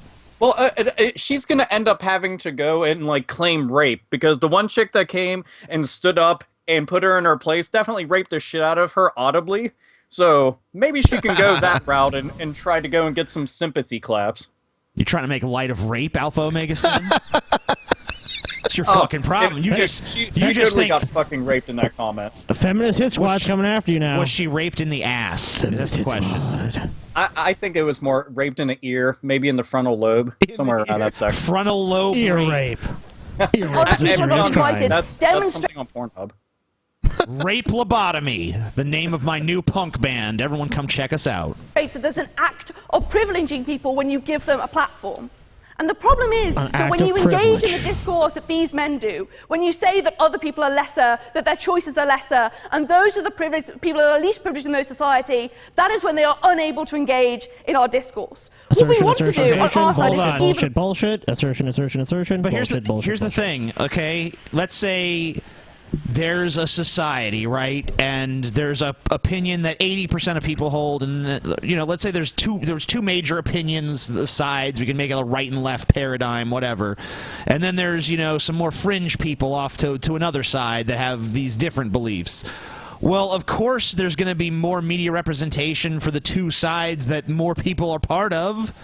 It's not because other points of view are being shut out. It's just because these newspapers and media outlets they're not creating the mentality of the people. They're just pandering fucking to it. The media is not what made people be obsessed with fucking Kim Kardashian's ass for 5 years. People were already obsessed. That's why the media is like, hey, look at her ass again. She's wearing something different this time. Well, dude, they're capitalizing off of it. If a bunch of people want it, they'll put it out there and circulate it 1,000 times over until all the hype dies down. Then they move on to the next thing. Everybody wants a dick ride. Yeah, I mean, Simple. but I mean, like the whole thing is like these crazy feminists like her. I see plenty of them represented in the media nowadays. So I don't see how she could possibly make this sort of statement now. Maybe she could make it in the 70s or something. I don't know. The platform, and to say if you need to do that, you can't engage in racist language and you can't engage in sexist language. That's something we're okay with, because we think the voice of ethnic minorities and women is more important than the right of these men to be misogynistic and racist. That's something we incredibly stand for on our side. Boo. Okay. I heard like a collective cringe. Yeah, when she because said that. it's so misguided and so wrong. Because she's basically saying that people, if you're a minority, you have the right to not encounter any sort of bigotry or prejudice or even things that could be mildly construed that way in the vaguest possible sense. So you're not a sexist. So lads mags aren't sexist. The problem is that these men have the ability to denigrate people within their national newspaper columns. They can say that trans people are lesser, that their choices are lesser, that ethnic minorities shouldn't be welcomed in our society. No, thank you. But other people don't have the ability to... right there. When somebody has a compelling argument to go and shut you down because you just made a fucking ass of yourself and outright lied, then you just go, nope, don't want to hear it. I'm just gonna... No thanks. That's how a debate should really fucking work, right? Denigrate them in the same way. An unemployed black trans woman does not have the ability to reply to Brendan O'Neill in a national newspaper column. Moreover, she is incredibly less likely to do so when that national newspaper column creates a discourse in a world that she is not welcome, that her choices are not welcome, and that she is not respected. Brendan complains about the fact that this are white people who are representing the rights of black people, etc. And the whiteness of Oxford and the Union is incredibly deplorable, but probably more explicable when we have a president who thinks it's acceptable to invite Marine Le Pen. Sorry, Lisa. We want to create an atmosphere on our side where we actually have all people have freedom of speech, and that has to be facilitated by You obviously don't. No, You're saying basically that you need to help minorities and other small groups have more representation, and you're basically saying we should do it at the expense of other groups that you don't like. Yeah, it's like, okay, this group needs to be quiet, and then so this group doesn't feel victimized, and, you know, an overweight black trans woman with AIDS and learning disabilities can't possibly respond to his column. Well, they've said it over and over again. When we watched the video about white feminism, it's like, just shut the fuck up. That is what their goal is. They basically want to shut people out of this conversation and only allow the people they think are worthy to be a part of it. They're basically playing the arbiter of what's right and what's wrong, and they're making all these huge societal decisions for us. That's what they want us to do. These social justice warriors are really just, they're megalomaniacal. They have such a high opinion of themselves to basically say this to us. You know, one time I was watching CNN, and they were talking about atheism, and they had a panel on, and the entire panel, there was not a single atheist represented. So it was a bunch of believers talking about atheism. And at that moment, I looked at that, and I was like, it's kind of bullshit that there's no atheist representative on this panel to at least present another point of view. But I didn't fucking throw a goddamn hissy fit and say like, oh, society, they shouldn't be allowed to talk like this, because I don't even have a means of responding to them.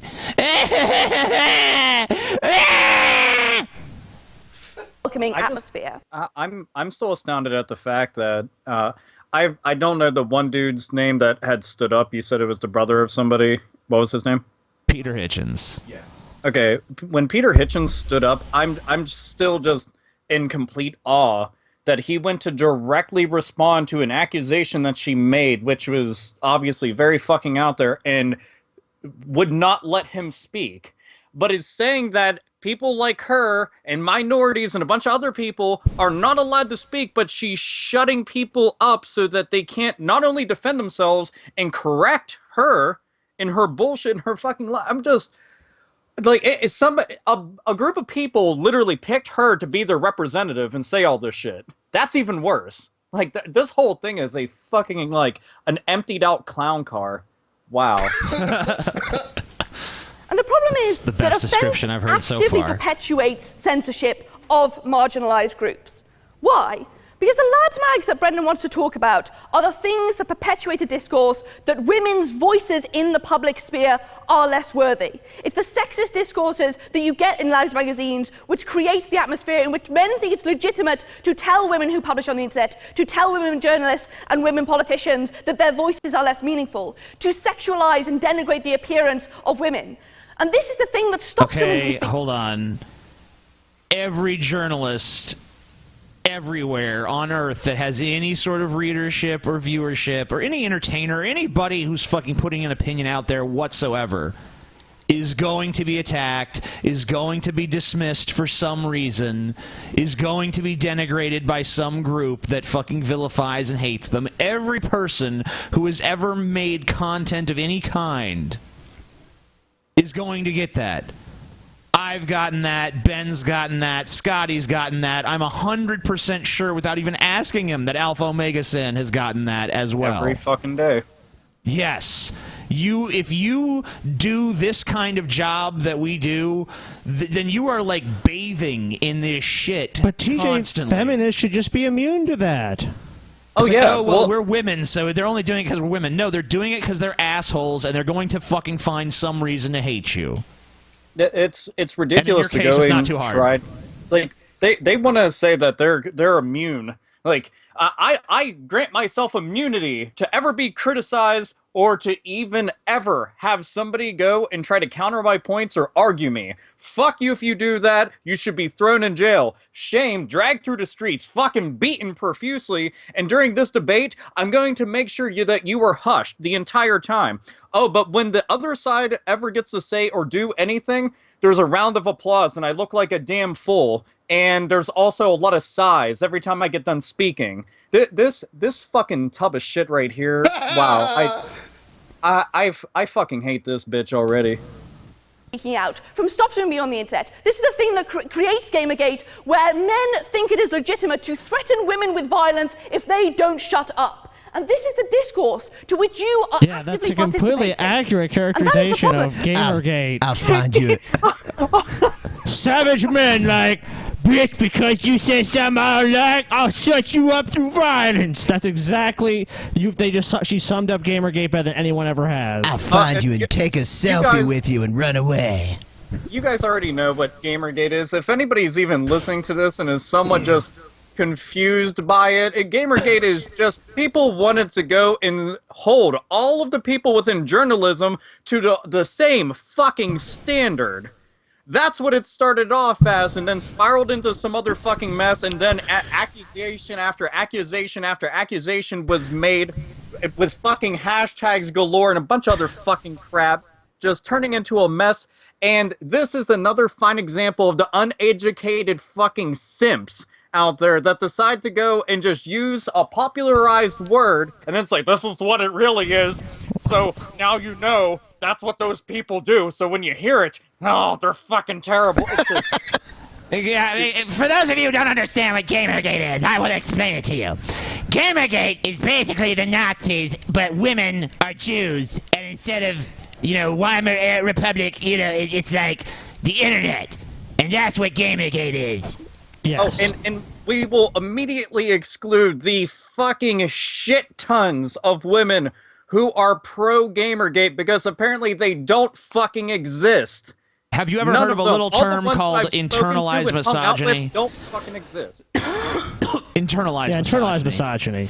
They hate themselves and want to die. Alpha, did you ever hear about my encounter with Anita Sarkeesian? No. No? I actually encountered Anita Sarkeesian in person, and I didn't say a word to her. I didn't mess with her at all. I just took a selfie with her in the background and posted it on the internet, and within minutes I was called a stalker and a creep. Yeah, he preemptively stalked her. If that means that you're a stalker and you're a creep, what does it mean whenever Anita goes to game conventions and takes pictures of any of the chicks that are dressed up in cosplay or just scantily clad to some degree, takes pictures of them and then tries to put them on point on the internet and talk shit about them, which kind of undermines the entire thing that she was trying to quote-unquote revolutionize and lead the charge of? So Exactly. We need to respect women and their autonomy and their choices, unless they dress skimpy. Then People called her on that. People called her on that, and even brought up my photo of her when she did that. But guys, Anita Sarkeesian doesn't have to debate anyone. Well, She's she just blocks right. everyone. You're forgetting, She's just right. You guys are all forgetting the first rule of Anita Sarkeesian. And that's that Anita Sarkeesian is always right. People are saying, people Even in the when chat. it seems like she's wrong. No, and rule number 2 is that everyone that's against her wants to kill her. It's funny, like, people called me a stalker, and it's like, she showed up at the place I was already at. You're a preemptive stalker. Oh, Come somehow. On. Come on, I'm Ben. that good. We know Ben's psychic. Ben psychically showed up there first, like Anita Sarkeesian will appear, then I can start stalking her, as I've always wanted to do. Yep. Ben the psychic stalker. The psychic selfie stalker. Uh-oh. Yeah. New genre. It means that all of these people I whose smell voices should be heard temperature. in a principle of freedom of speech are not heard. I'll take you now. No? No PR? Yes, Go indeed. for it. Yeah, you said at the beginning that you didn't read our columns, and it's absolutely evident from what you've said this evening that you don't. That's awesome.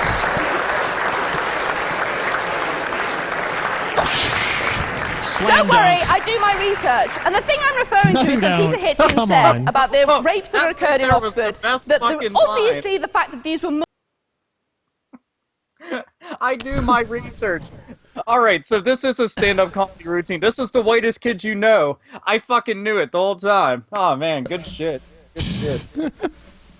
Muslims was important because if you engage in a discourse where you think of other people as infidel and think of other people as lesser, that makes you more likely to be a rapist. That's why Muslims are more likely to be rapists. Exactly what you said. Where? When? 2013. Look it up. You wrote it. Google it. You wrote it. Right. You've got Okay. the wrong problem person. is that this is. I mean, obviously, I did my research before the rape. That's just moronic to say that I didn't. Check it yourself. You should remember. Yeah, what that's you write, moronic. especially if offensive. It's moronic to Okay. think that this woman wouldn't do her research. She's obviously so intellectual. Well, but of course. Search engine. The reason is that this It's not also like she's leads just to pulling harm, stuff right? out of her ass, that's for sure. The reason why this discourse is so instrumental in perpetuating violence is obvious. Because apartheid doesn't make any sense if people aren't engaged in a discourse of racism. It would collapse under its own ridiculousness. It has to be buttressed Oh my by God. that Then discourse. why I the wish she fuck would aren't you collapse on her. collapsing in Yeah, on I was about to yourself say like it. a dying star? Fuck you, I was going to say that. I wasn't going to say dying star, but, you know. Well, what were you gonna say? I don't know. I was just going to say, like, shouldn't you be collapsing in on yourself then? I guess yours is better because you worked at like a metaphor or an analogy or whatever Yep, it is. his was better, TJ. Yeah, fuck it. I'll fucking rate mine garbage, 8 out of TJ. 10. Yep. Good Homophobic job. attacks Good make fucking no job, sense Gold Star. without a discourse that legitimizes homophobia, without playing into that discourse and being part of that conversation. Transphobic attacks make no, and all of the trans women and trans men who die in this country and other countries makes no sense without the discourse that Brendan O'Neill specifically perpetuates when he refuses to recognize their chosen gender identity. Islamophobic He's attacks entitled in the to UK his make absolute- opinion. Whoa, opinions are misogynistic and oppressive. Don't you know? And censoring them, TJ. You're censoring trans people by having that opinion. I mean, I don't Not care. that you personally I don't care if she disagrees, but Sure. why do we need to stop it from happening? You know, why is this framed in the instead of like let's have an argument, let's have a discussion, let's talk about these viewpoints. Instead, it's just like let's silence you because you're a problem.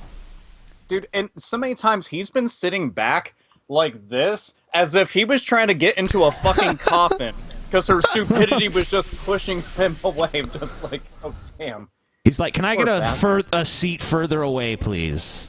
Make no sense without a discourse of Islamophobia, without the discourse that Peter Hitchens himself perpetuates. What we want is freedom of speech. And we want freedom of speech for everyone. And unfortunately that means we're going to have to get these guys to shut up for a while. What? That doesn't even make any sense. We want freedom of speech for everyone, but not them! We want we want equality for everybody, but we want them to have less. Wait.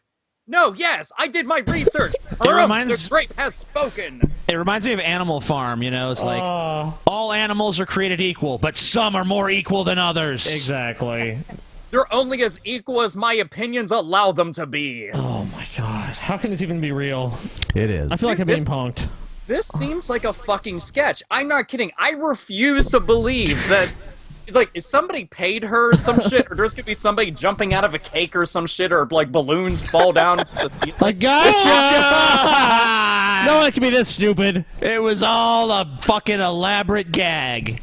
Yeah, like, we have, like, Mr. Burns, who's like, yes.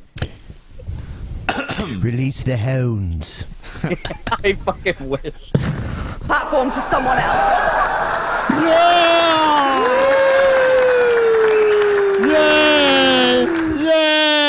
Well, Ben, that was absolutely terrible. I know.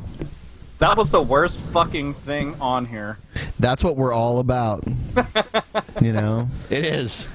All right. Swimming through the raw sewage of the internet. Basically. That should be our fucking real slogan. That's an insult to sewage, what I just saw, TJ. Yeah, you're right. Yeah. I'm That's sorry. true. I've taken much better shits than her entire argument. I've taken shits who could make better arguments. Yep.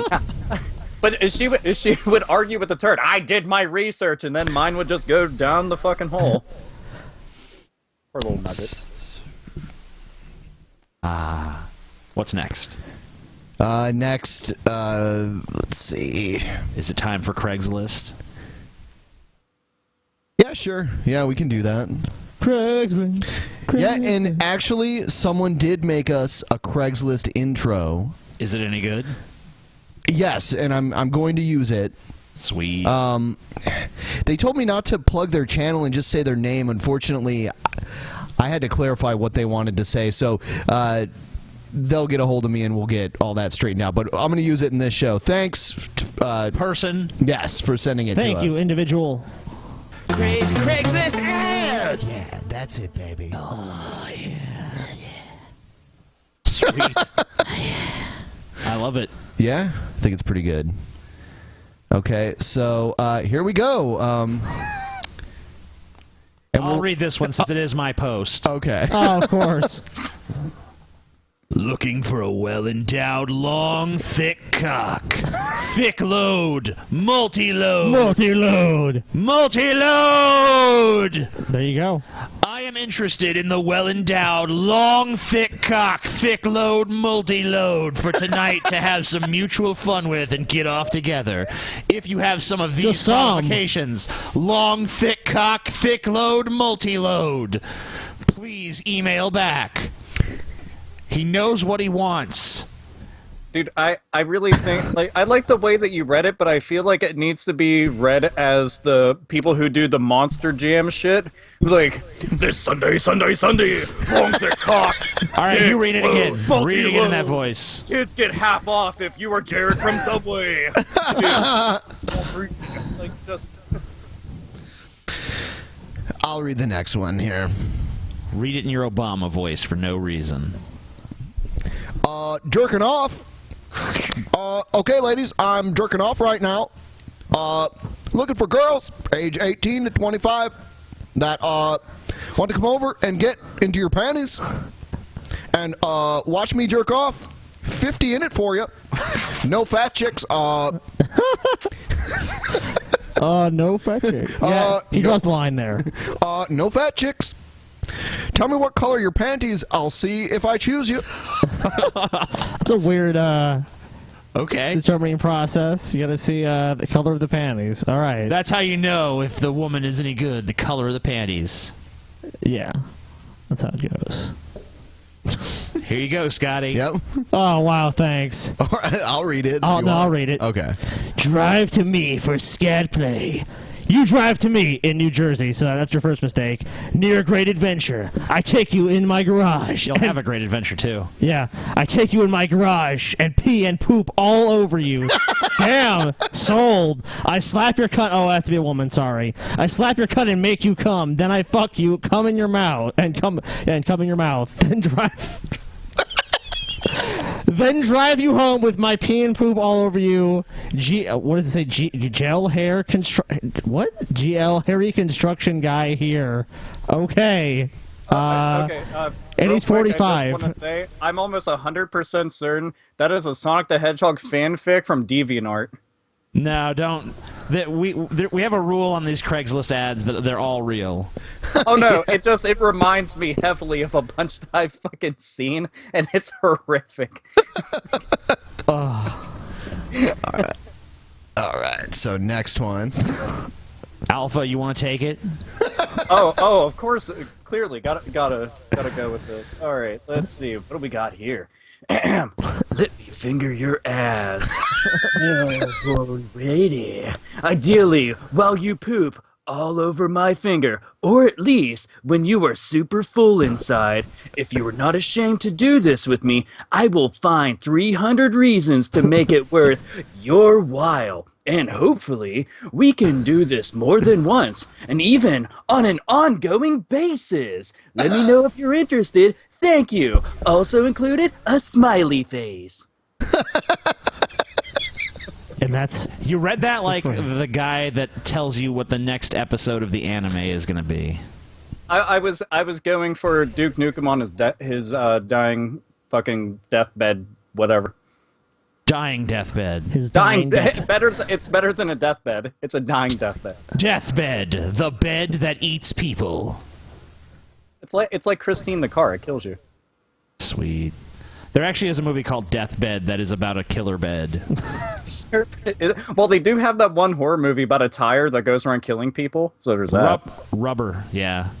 But this one is much less self-aware than Rubber. They are actually trying to make the bed scary. It's pretty sad. But it's kind of hilarious. It's really hilarious. All right. Very attractive man wants to serve as a woman's toilet. Male for woman. Very attractive guy with taboo fetish. Genuinely interested in serving either a newbie, if you have been curious, or a more experienced woman. I can't see the little list there. Oh, sorry. Pee. Poop. Water sports. Piss. Hold on. Scat. Hold on. Scat. Shit. Toilet. Potty. Rim job. Rimming. Is he talking about like wakeboarding or something? Yeah. He sure is. Water man. sports. That's what that is. That's when you go jet skiing with your family. Yeah. In between all the peeing and the pooping and the scatting and and the assholes. Yeah. Yep. Yeah. Then we go skiing. In a river of pee. My interests include wakeboarding, scatting, Throne rim of jobs. shit. All right, I'll do the next one here. A lot of pee and poop today. Okay. May I watch you pee and poop too? I have a deep fetish interest for toilet fun, and for whatever reason, watching a woman go turns me on like crazy. I'm really very intelligent, cultured, classy gentleman, but I have this unusual interest. And of course, I can make it worth your while to share these very intimate moments with me. If you might be interested to try. Thanks. He's very polite. He's a classy gentleman. Yes, so, of course. Or a fine gentleman. Obviously. Might I watch you poop, madam? Scotty. Scotty? Use my wife. We're a visiting couple that will be in the area from September 11th. Never forget. September 11th through the 20th. I'm looking for guys to come over and use my wife as I watch. I will not be enjoying in, because I'm a wuss, and just watching. Oh no, excuse me, I read that wrong. I will not be joining in, just watching. You must be okay with other guys being in the room at the same time, and this will be a gangbang scenario. If interested, send a reply. How do you send the reply? Do you say, perchance I'm interested in your gangbang scenario? Yes. That's exactly what you say in those exact words. Okay. And send him a picture of you with a top So hat. if you're in New Jersey and you want to be involved in a gangbang. If you're in New Jersey, if I was in New Jersey, I'd rather be involved in a mass suicide. I'm pretty sure mass suicides follow a lot of these things. You got two more here. You want to do this one, TJ? Sure.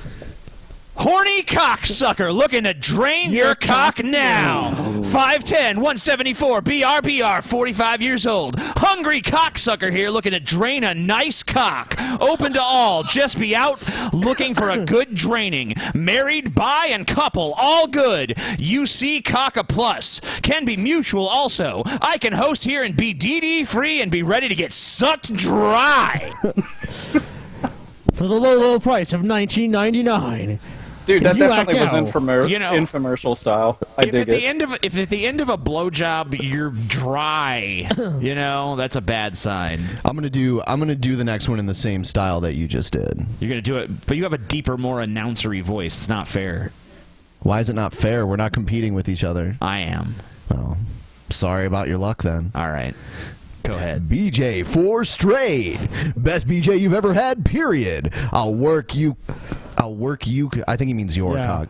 I'll work your cock like you've never felt before until you blow your entire load to full and utter completion. Feeling chill? Kick back, relax, and let me work your cock and balls. Feeling bossy? 2 words. Yes, sir.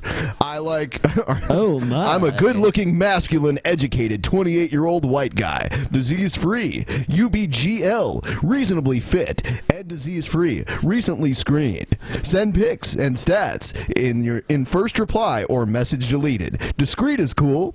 Face not required but preferred. Always take discretion seriously. Oh, in Manhattan and Brooklyn. Maybe LIC. I don't know what that is. Yeah. Maybe lick. Yep. So Craigslist ads. Yep. Craigslist ads. Yeah, that's it, baby. Oh yeah. It's kind of beautiful. Yeah, it is. All right. So, just in case everyone's wondering, pretty soon we'll be talking to Kent Hovind's people and arranging that debate to happen eventually here. And we've already chosen who we're going to have. Satan himself. Oh, and it's kind of funny. I woke up this morning to messages from the vigilant Christian Mario calling us cowards. Or at least calling you a coward. Well, that's true. TJ's a coward. He was saying, why can't TJ debate Kent Hovind? Is he afraid? Are you afraid, TJ? I'm just not an evolutionary biologist. Right. You're afraid, TJ. Right, exactly. So you running scared, TJ. Mario's coming for you now, TJ. Mario has agreed to come on the show. Yeah, I saw that. Yep. We have him scheduled for September. Sweet. Yep. We should schedule for September 11th. No, it's let's see, when is it? I don't know. I know. I'm September 4th. Yeah, 4th. Yeah. Yeah. So Wednesday, September 2nd, we have Armored Skeptic, and then the 4th, we have the Vigilant Christian Mario. Neat. So it should be interesting. Actually, the Vigilant Christian Mario made a video exposing vegan gains.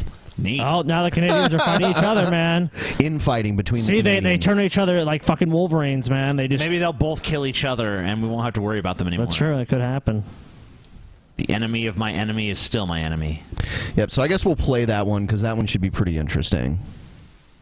Cool. Yeah, the smooth sounds of the Vigilant Christian Mario. Pray for good health. Hey everyone, it's the Vigilant Christian Mario, and you're here for another edition of Healthy Living. In today's video, I wanted to let you all know that I'm currently in the process of becoming vegan. It's something I've been personally convicted of recently, and feel that it's a lifestyle that really... This is like easily the best argument I've ever heard against veganism. Like, Mario's doing it? Oh, man. Like, shit. Yeah. It makes you want to eat a steak just hearing that Mario will do the same pain as you. He gives a horrible reason why, too. Okay. And I guess he possibly couldn't be one of the people that said he was going to go and drain somebody dry on one of those Craigslist ads. How disappointing. That's only if they offer him weed first. I would enjoy, and there's a lot of benefits to it. So I wanted to let you all know I'm in this transition phase right now. It's kind of difficult because... What? It's not even... He's transitioning, everybody, so make just the proper pronouns. Don't eat animal products. I mean, I guess unless you just means he's becoming just his diet is vegan. Vegans prefer Vim and Ver. I don't know how to cook these meals, and I mean, I'm learning from scratch when it comes to meal prep and all that stuff. It's not. Do you know how to cook vegetables, Mario? Do you know how to cook pasta and grains? Like, not difficult. Even I can do it. So, I mean... Yeah, even fucking retard like Scotty got Yeah, it even down. a fucking idiot like me can do this, Mario. Come on.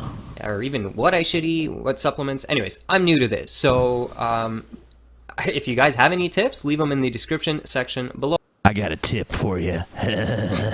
Oh, but I'm really excited about this journey, and I wanted to make this video here because I'm going to take you along with me. If you're also interested in trying out veganism, I would highly encourage you to do so. The reason that I'm personally doing it is, well, there's two reasons. Mainly my health. If we just look, and I'm going to do some studies here at the meat that we're eating, it's not good. We're going to look at the conditions that the animals are raised in. We're going to look at the food that they're given, the hormones, the chemicals that are put in the meat, the stressful environments that they're in that cause them to be, you know... So why are we looking at cute puppies while he's talking? Yeah, that's what I was going to ask. Like, so is this one of those little Chinese takeout places that's got the dark, seedy alleyway? Because I don't understand the picture that's up right now. Me neither. Stressed out, and even that goes in the meat. But I anyways, did not eat cats and dogs. Nope. Yeah, as you can see, little Skipper here and little Bow Wow, both of them are not part of healthy living. Show you that the meat that we Or have are today they? is definitely not the meat we were eating in the past. Here's the point. And that is concerning because it is highly, highly damaging to your health. The genetically modified meat that we have today in the world. So for a health reason, that's why I'm doing it. It's genetically and also modified. just eating more fruits and vegetables will obviously make me feel so much better. I've been doing that. That's kind of like how I'm starting. I'm just... Doesn't the Bible say that all the creatures on the earth live below us and we can do what we want with them? Yeah, but that was before they genetically modified the meat. Oh, wait, we could do that too. Yeah, so I don't know what the problem is. Look, if scientists want to go and pump them full of stuff to make them like a cow just filled with cheese and I can deep fry the fucker and be done with it, then I say I'm all for it. Why not? Deep fried cow with cheese. The cow bleeds cheese. And shits biscuits and gravy. Starting to replace more of my meat meals with fruits and vegetables and other stuff that I can eat. Tired of steak? Have an apple. I And I'm already refuse to starting to stock feel... Tucker's replacing meat with anything. He seems like he's taking it daily. He replaced meat with cock. That's what happened. Oh. Bending the rules. I see you found that loophole. Yeah, he's like, well, you know, oral sex doesn't count. The president already established that. Well, the few presidents ago, you know. Hey, he's Canadian, TJ. He doesn't even know what the president is. Yeah, but he always talks as if he's American. He's not. He lives so close to the border. He's not American. He can stay in Canada where he belongs. The less amount of meat that I'm eating and the more amount of whole, nutritious, good, healthy food I'm eating, it's really having an effect. Also, if you follow me on Facebook, you know I love animals. I got 2 kitties myself. Animals. And my heart goes out to the little critters that we share this planet with. And when I look at the conditions and things that you know they have to, and the circumstances that they have to go through, just in the butcher shops, no, it's crazy. So I personally just feel convicted to do that, and yeah, so I wanted to share that with you. Well, Now, if you follow the Bible, then you should think kosher butchering is okay, right? Yeah, I mean, what's with all Which is this? like a more grueling way than what we would normally do now, from what I understand. It's like letting the animals bleed out, right? Yeah, you gotta You're supposed to kill them really quickly. You gotta hang them upside down, Or and slit something their like that. throats, and then Yeah. their circulatory system is supposed to expel all the blood. Because now they use like a bolt gun or something that they just shoot them in the head with it. Well, if they were following the kosher ban, I don't think they could do it. No. Yeah, I'm saying that's the non-kosher. Oh, yeah, the way. factory farming way. Yeah, sure. Okay. So which would you say is more brutal? I would say hanging them upside down and slitting their throats is probably more brutal. Right. But I mean, what is For he? sure. Why is he acting like his personal opinions on this matter? You've got God's objective morality to guide you. What are you trying to make That is personal true. decisions for? You don't need to make your own moral judgments. You just need to go with what God said as a Christian. And God said animals are shit and you can use them. Right. I mean, Jesus Yeah, help why would people you use catch science? fish. Yeah, why would you use science in this equation when you have God? Come on. Fuck you, science. We don't need your tricks. Do you want to specify something extremely, extremely important? I am not going to be your typical YouTube vegan. Some of the vegans here have lost their complete mind, and I'm actually going to have to explain. Yeah, hear that, guys? Vigilant Christian. Yeah. The guy who Vegan thinks, gains is crazy compared to the vigilant Christian. It's the guy like, who thinks that fucking there's satanic hidden messages in Family Guy is not going to lose his shit now that he's a vegan. Everyone just, calm down. And clearly, he will steer every conversation into talking about how much of a vegan he is and how much better he is than you for being a vegan. Clearly, that won't happen, but it will. But he says it won't, but it will.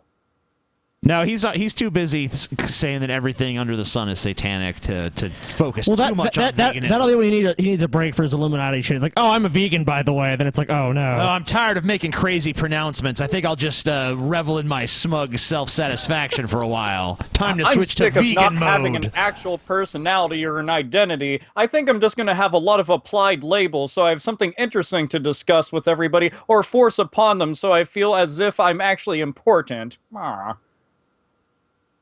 Yep. I'm a bisexual vegan transhumanist, bitch. What the fuck are you? Them when I get started in veganism. We're talking about the top people here on YouTube when it comes to the vegan movement. They're actually poison to the movement. They don't even realize how. You're just joining a movement and already you're talking about how other people are poisoning it. That's great. Like, these people are poisoning my movement. Mario just gets involved in a movement. He's like, I'm pretty much the leader now. I mean, come on, guys. Yeah, hey, guys, I stopped eating meat yesterday. I would like to announce that I am the king of the vegans. He's transitioning to becoming a vegan, it's so difficult to stop eating meat, apparently, or animal products. You saw the group chat with Mario where I'm like, none of our fans think you're actually going to show up. He's like, you guys did a good job of convincing your fans that I'm some kind of coward. I responded to that. Yeah. I basically told him that, it was based on they inferred that you were a pussy based on the fact that you said you'd come on the show several times and then didn't. But then he just fessed up that, well, it's just because I have, like, poor time management skills and all this other shit. So I was like, okay, I can respect that, whatever. At least you're admitting that it's just that you fucking can't keep a schedule. But he says he has an assistant now. I don't know if that won't happen again. No, godly bro assistant. I don't buy it either. But I'll go with it. Whatever. Okay. He's coming on the show. If he doesn't come on again, then no one can deny that he is in fact a pussy. Yeah. So. Ridiculous their approach is. We have over here Vegan Gains. This guy is a sociopath. He puts satanic subliminal messages at the front of his videos. He does, made a video actually. about how he deals But it's not really with, subliminal. all these mental illnesses, And which it's a is an joke. obvious side effect of dabbling into this Satanism, which he doesn't even think exists. But of course, he's deceived. He has no clue. So he turns into this sociopath who creates these psychotic videos, literally psychotic videos. The guy, he does have mental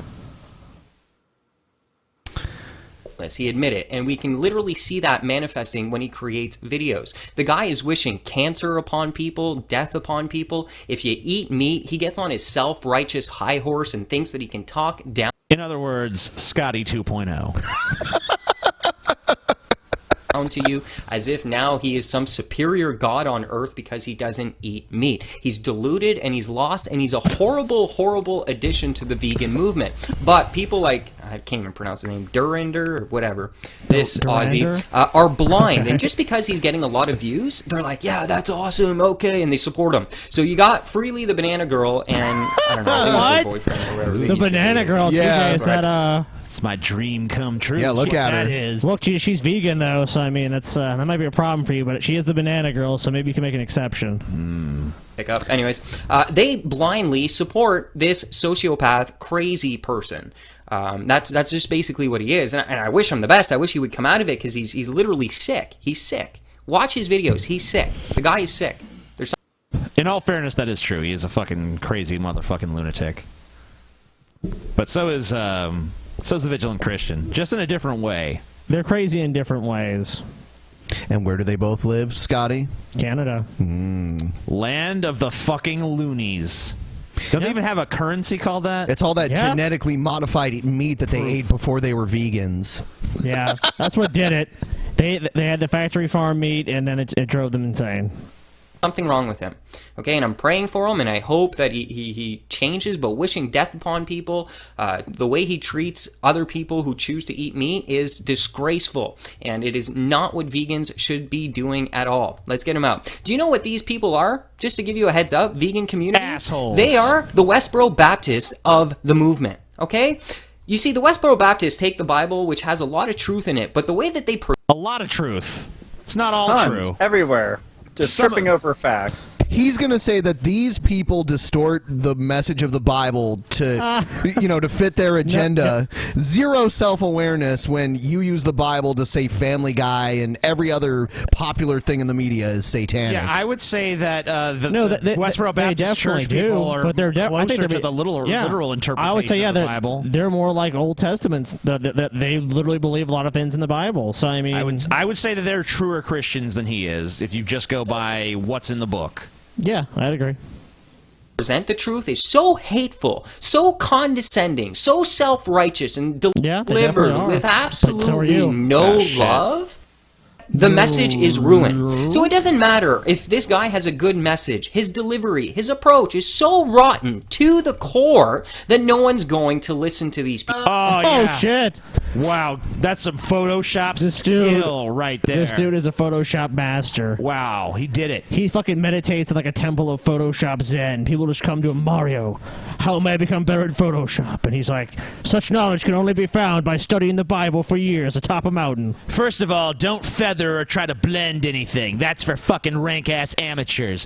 What you do is you just take the little cutting tool, give it a good once-over, and then plaster that motherfucker on. Don't make any sort of adjustments or anything. Just slap it on there, and it looks good. Dude, Banana Girl let herself go real quick. Yeah?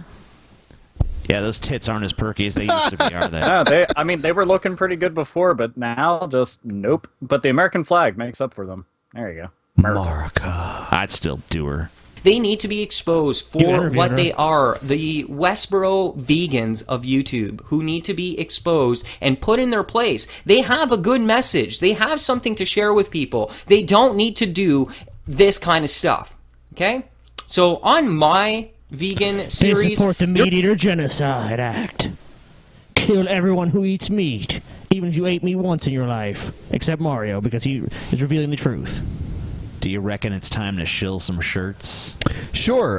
We'll move on and just let everyone know that we still... You know what? I looked to see if anyone had used the promo code from our last show, and nobody did. Not one person? Yes, not one took advantage of the $5 discount. That's weird. I know. It's because a lot of people used it before. They're fucking stupid. So one more time, if you want $5 off a shirt, just use the promo code TJEatsPoo. If you want a shirt and you want to save $5, this is your opportunity. It's true. I was all of those. Don't bitch at us for paying full price. We gave you the opportunity. Exactly, and we'll show everyone an example of what the shirts look like here, so you can see. Yeah, they are not tasty pets. The band TJ hoodie, which has a banana on the back of it, a large banana. I was told that we should put an arrow just above the ass, but we didn't do that. Perhaps a future edition. These are the new ones, and then there's TJ is garbage, which is pretty awesome too. Yeah. And then all the other old favorites. Check it out. There's a link in the description. And use the promo code TJ Eats Poo. Yes. Because Ben is so mature when it comes to making promo codes. I just thought I was, It's magically delicious. Yep. Anyway, buy those fucking shirts, you sacks of shit. You sacks of shit. All right, so now we're going to move on. Let's see what we've got here in news. We have a little more in-depth video regarding that news story, the article that we read about the frat boys pissing everybody off. Oh, yeah. Yeah, I remember that. I guess they got suspended. Bullshit. Yep. That's lame. Yeah, so frat boys at Old Dominion were suspended for posting banners written on bed sheets, basically saying like, "Drop your daughter off here," on University Move-In Day.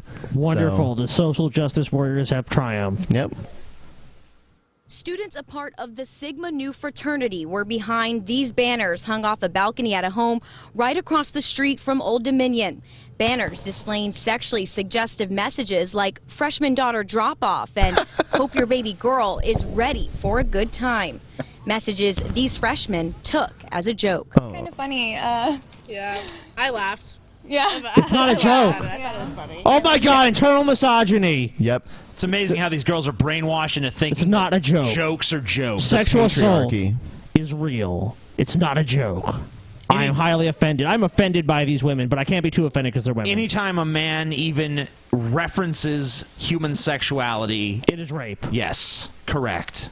Thank you. You're an enlightened one, Scotty. You're one of the few good males out there. Everything a man does is rape, TJ. Period. So, like, when you're speaking right now, is that rape? Yes, Yeah. this is raping women's ears, yes.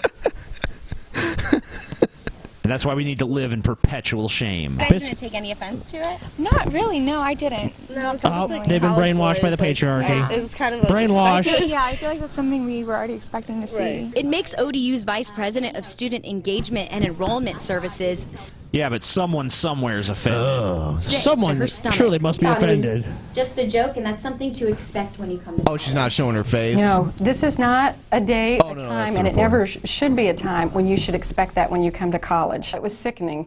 And Hold on. Sickening. Hold on. I mean, when you go to live on campus or around campus at a university, there's going to be people posting stupid shit.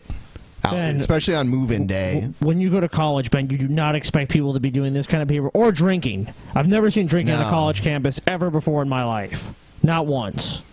I think that it's kind of upsetting that they didn't note the fact that this entire fraternity was cool enough to say, hey, the moms are welcome too. Look at them throwing shit out there for all the single moms dropping their daughter off. There you go. They're doing a community service for all the cougars out there with nothing to do on a weekend. So if anything, fucking applaud these young men. Shit. Okay, they are inclusive misogynists. We will give them that. Doesn't say how are they misogynists? They said they want the girls. They're inclusive misogynists, TJ. They said hope your daughters are ready for a good time, man. Because they want They didn't say like hope your daughters are ready for the rape sausage. They or do some not shit. take sexual assault seriously, TJ. They don't. Acceptable. The signs were up on Friday on move-in day and seen by parents as they were so dropping their offensive. kids off to college. ODU says they were removed at the request of campus police, but their message They probably just meant, by a good time they had like a ping pong table or something. Yep. Some whiners complain. All that was intended by that message. spread to all ends of social media. To have this happen during move-in weekend was just really disheartening. The university That's president what happens. I'm disheartened. I lived near a university campus, literally across the street from one, and there was always crazy signs like that on move-in day. Disheartened? Yeah, and like she's acting like this is like a serious issue that. Wow, I'm really dealing with some heavy shit now. She's acting like they put up like the Confederate flag and the Nazi flag up at their fraternity. Like, yeah, this is what we're about. Yeah, and they're like, let's think have a it's funny that Klan party. She's more disheartened by a bunch of bed sheets with spray painting goofy shit on them than it is the amount of people who are up to their goddamn fucking eyebrows in debt with no job placement out of their own fucking goddamn colleges. Meanwhile, these motherfuckers are still sitting pretty so they can go on the news and bitch and complain about something that isn't actually a fucking problem.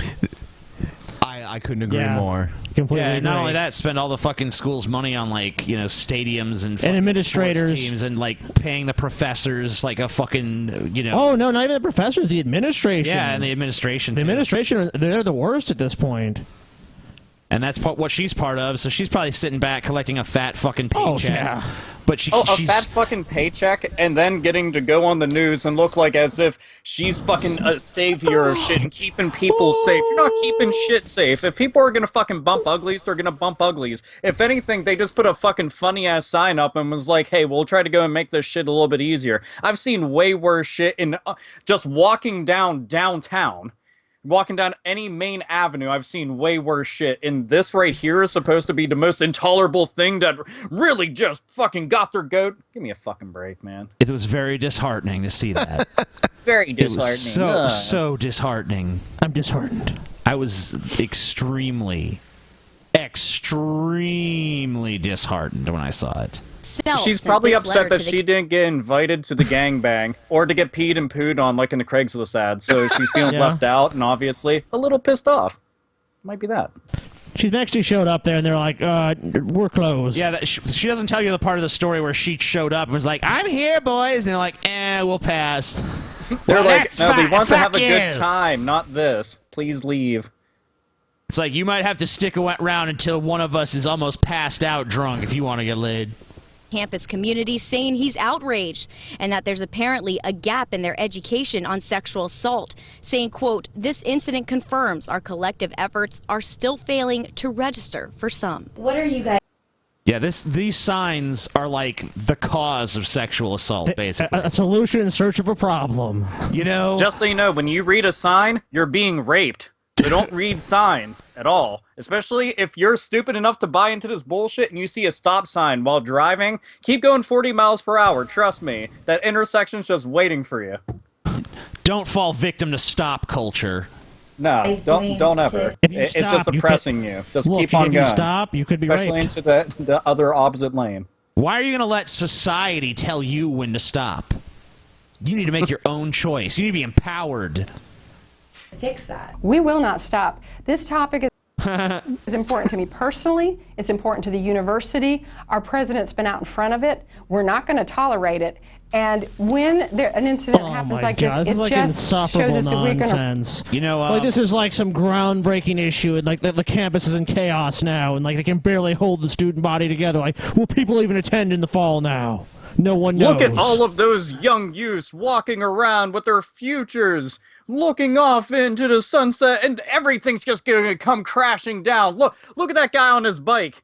And the other one locking it, and those girls walking off there. Their lives are being ruined by those damn bed sheets, figuratively and literally. Yeah, you see, every guy who saw those bed sheets, they looked at it, and then they just became rape zombies. They're just like, rape. Sexual assault is okay. Rape. It's so much worse. All the women that walked by, they looked up at those signs, and it was just like they live. They couldn't quit just obeying everything that was being said. Their fucking legs immediately spread. Their fucking vaginas were just like, all right, I'll take on all comers. Those damn all comers. I've always wanted to be quadruple stuffed. Redouble But our you can efforts. have it. You already been in that position. We've been leading in education, and we're going to I'm do way even more. past that.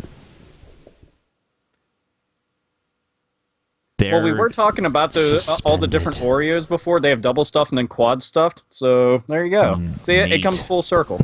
Scotty, we gotta get some Oreos on the way back. Oh, you fat fuck, TJ. Fuck you. Fuck you, bitch. I He need just, my Oreos. he just said "fuck you" to you, and that really makes you want to take him to get Oreos. Oh yeah. right? I'm definitely get you to some Oreos, man. I'm gonna enjoy driving past the store, TJ. Be like, we could have stopped, TJ, if you hadn't insulted me. Bullshit. I'm getting my Oreo on. Remember, you roll? don't stop. Do not stop. We just went over this shit. Don't become a rape zombie. Christ. See, TJ, I can't become a rape zombie, That man. was a beautiful story. All right, here's glad. I just want to say publicly that I am glad that we are finally safe from mildly offensive, humorous signs being hung on college campuses. I'm glad that we finally have zero tolerance. God bless America. Because that was causing sexual assault somehow. It was. All right, this next one kind of lays out the timeline of the Donald Trump versus Megyn Kelly incident. Okay. Are you familiar with that? It all started during the debate. Yeah. We were on vacation when it happened, but... I am. I don't know if AlphaOmegaSin is. I'll check it out. All right. So, yeah, during the Republican debate, Donald Trump got asked some pretty tough questions by Megyn Kelly, the female Fox News anchor. And then later on, Donald Trump made some comments about, well, maybe she's on the rag. Yeah, I mean, that's not exactly what he said, but that's what he was implying. Yeah, he implied. And now it's just kind of snowballed from there. So here's a video about that. Sweet. You've called women you don't like fat pigs, dogs, slobs, and disgusting animals. Your Twitter account. Only Rosie O'Donnell. No, it wasn't. What I say is what I say. And honestly, Megan, if you don't like it, I'm sorry. I've been very nice to you, although I could probably maybe not be based on the way you have treated me. There's never going to be an apology to Rosie. You're still glad you said all that to her. Oh, she's terrible. But you wouldn't do that as president.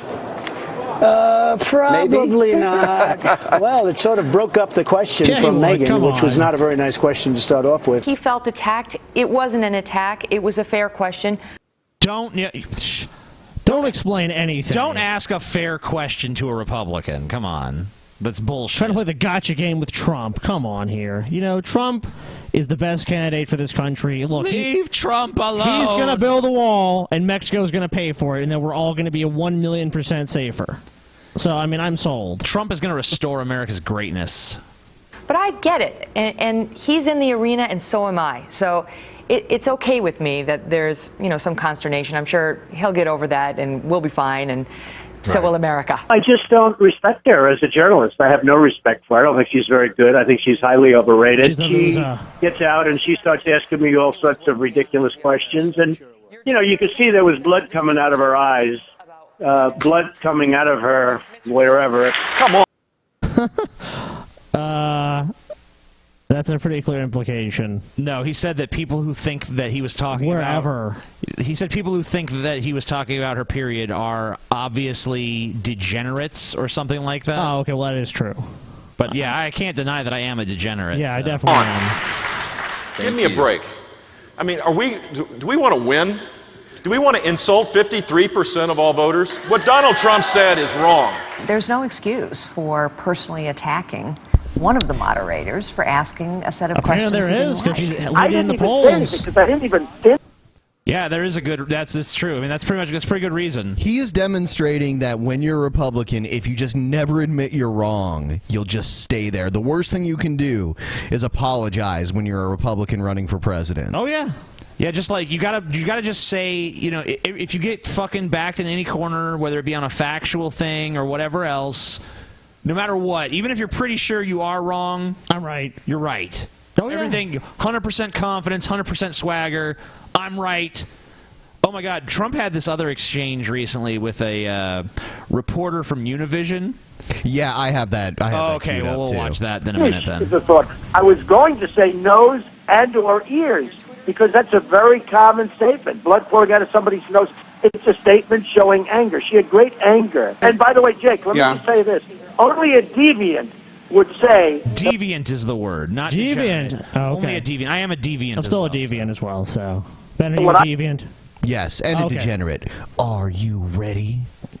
I said was what they were referring to. The fact is, she asked me a very inappropriate question. She should really be apologizing to me. You want? Oh my God, man! Fuck. That's what you gotta love about Trump. God, I love him. His balls. His balls. You know, it's You wanna hilarious. suck his balls, CJ? Oh yeah. While I was looking at videos earlier, someone made a video about, Donald Trump. He's very anti-immigrant. Oh, yeah, in many for sure. ways. But they pointed out that both of his wives have been immigrants, and his mother was an immigrant from Scotland too. But Ben, those are white immigrants. Yeah, they're so he's white cool with immigrants. them. Yeah, they're white immigrants, He Ben. probably has immigrants working under him as well. Oh yeah, I'm sure. you already know it. A dude with businesses his size. The thing is, I would take the opportunity to go and ask him about his fucking hair. I mean, if you're really gonna bring up anything, you might as well start off with that. Can you really trust the president when you don't know what the fuck is going on under all that mess up there? Yeah, and when you're a billionaire, you can afford to get like a hair transplant or something. He's not vain, Ben. Or you can afford that weird whatever the fuck like slip and slide thing that he has going on that nobody's understood for the better part of 2 decades. Exactly. He has very unique hair. You guys just don't understand Donald Trump's hair. You know, and I'm pretty sure if he just shaved his head bald, he'd look like Lex Luthor, and that would just add to the appeal anyway, you know? I would vote for Lex. Apparently, Mr. Trump thought the question I asked was unfair and felt I was attacking him. I felt he was asked a tough but fair question. Mr. Trump did interviews over the weekend that attacked me personally. I've decided not to respond. Trump, who is the frontrunner, will not apologize. And I certainly will not apologize for doing good journalism. Roger Ailes, who's an amazing You're on Fox News. Don't kid yourself. guy and an amazing executive, frankly, he called me yesterday, and as far as I'm concerned, I'm fine with it. It's not- I've noticed anytime Fox News attacks a Republican, it's usually election season, and it's usually whoever the front runner is that they don't want to be president. Oh, yeah. That's usually when... It's obvious the establishment hates Trump. Right. That's very clear. That's why he's so popular, though, too, because he's fucking rocking their little boat. And he won't concede on one thing. Nothing. And it's very important to Republicans to not be labeled as a flip-flopper. Oh, yeah, extremely important. Not about Megyn Kelly. She didn't come up at all when you were talking to Roger Ailes? It's not about that. Look, there was a misinterpretation of what I said. And look, what I said was obvious. There was nothing wrong. Unless you're a deviant, you don't put those words in. I mean, you know, a couple of people, they tried to make a big issue out of it. That's not it. I've always been good to women, and there will nobody be better to women as a president, because I'll take care, when I talk about health issues, I will take care of women like nobody else can. Oh, well, he's going to personally take care of women. He's going to, like, Donald Trump, president and OBGYN. 2 weeks later. 2 weeks later. Megyn Kelly was on vacation. Donald Trump tweeting out last night at Megyn Kelly, must have had a terrible vacation. She's really off her game. Was afraid to confront Dr. Cornel West. No clue on immigration. That was about the Kelly file last night. He then again retweeted a tweet where somebody called her a bimbo. He did that right after the Fox debate when he had the confrontation with her. Then he does it again last night. I guess maybe no rules apply to Donald Trump, but I can't. So he doesn't like her. Right. Who cares? I don't give a shit. Later I don't see anyone else can, but whatever. Not see how that. What's that, Ben? No, keep going. That is in his interest. Is that it? Yep. Okay. It's over. All right. Oh, do you remember months ago there was the guy with the knife that jumped the fence at the White House? Yeah, that was cool. Well, he went into a courthouse and pulled a knife and got shot to death. Jeez. How shocking. It's like you survived running into the White House with a knife. Apparently, you can run into the White House with a knife and live, but you can run if you pull out in a courthouse, you will die. Oh yeah, dude! Every courthouse I've ever been to has like a bunch of cops and metal detectors, and they like really looking at you. If you have something that's even remotely like a tool or something, like you can't bring that in here. So trying to bring a knife in, yeah, I could easily. Yeah, but this is a guy who got a knife into the White House. That's because they were actually showed a lot of restraint because they probably didn't want to kill someone on the White House lawn. Obviously, at a courthouse, they don't give a shit. They should give a shit at the White House, though. Yeah, I would say that it's probably better. They probably should. A shoot first and ask questions later mentality is probably more appropriate there than just anywhere. But all right, let's take a look at this. Chaos erupted behind these walls just before lunch Tuesday when police say Curtis Smith walked in the lobby, pulled out a knife, and stabbed a sheriff's deputy. He was crazy. It happened within 20 seconds. Riley Aikman stood just... Why was the guy that ran into the White House with a knife able to just walk free into the courthouse with another knife to stab people with? Well, I mean, we don't know if he even went through security, if he just walked in and just stabbed somebody. Well, or what. I don't think he went through security, but, like, why was he even free to have that knife? He snuck into the damn White House with it. I mean, like, shouldn't that guy have just been in jail without any parole or any of that shit? Like, how mentally unstable do you have to be to try to go into the White House with a knife? Pretty. I mean, I don't know exactly why he was free, I mean, or why he was at the courthouse, but he's probably, I mean, insane, so... Was insane. Yeah, was insane, yes. Turns out the cure for insanity is bullets. I noticed Paul's egos in the chat room. More than likely because he was bit by a rape zombie. I'll stick with that. Rape zombies everywhere! I noticed Paul's egos in the chat room. What's up, Paul? Paul's garbage. Yeah. Paul's on drugs right now, as we speak. Feet away from Curtis Smith. He went right through security. And I remember he said, I'm going to get you, I'm going to get you. So he did go through security. Next thing I hear, pop, pop. and he went down. And I was looking at him, and he had something in the stomach. Smith is a Coatesville resident who was arrested back in March for jumping the White House fence. Chester County District Attorney Tom Hogan said the courthouse threat ended seconds after it began. Another deputy sheriff immediately pulled his firearm. Yeah, so that's pretty much that. Yeah, next clip I have is the actress Ellen Page confronting Ted Cruz. Neat. Yeah. Ted Cruz is like at some kind of barbecue and he's wearing like a retarded apron. Oh yeah, I've seen He's this got like clip. a sandwich in his hand or something. Hey, the motherfucker's trying to relax. You know what? Yeah, he's Leave trying him alone. to cook some people some food. Leave him alone. It was a photo op.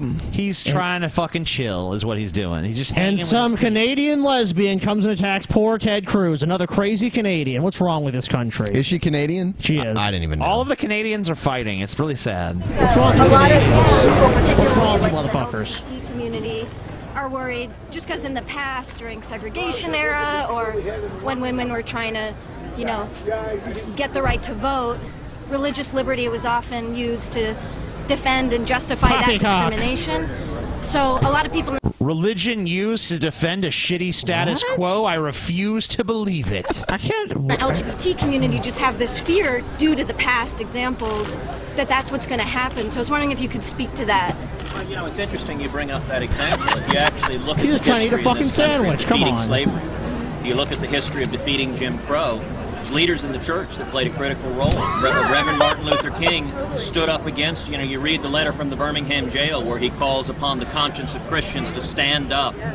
But a lot of religious people also used the Bible to defend segregation, to defend slavery. So I'm just saying, like, Yeah, the Bible's good for that multiple He's choice like Martin kind of Luther King was religious, Yeah, so there's some religious people. Yeah.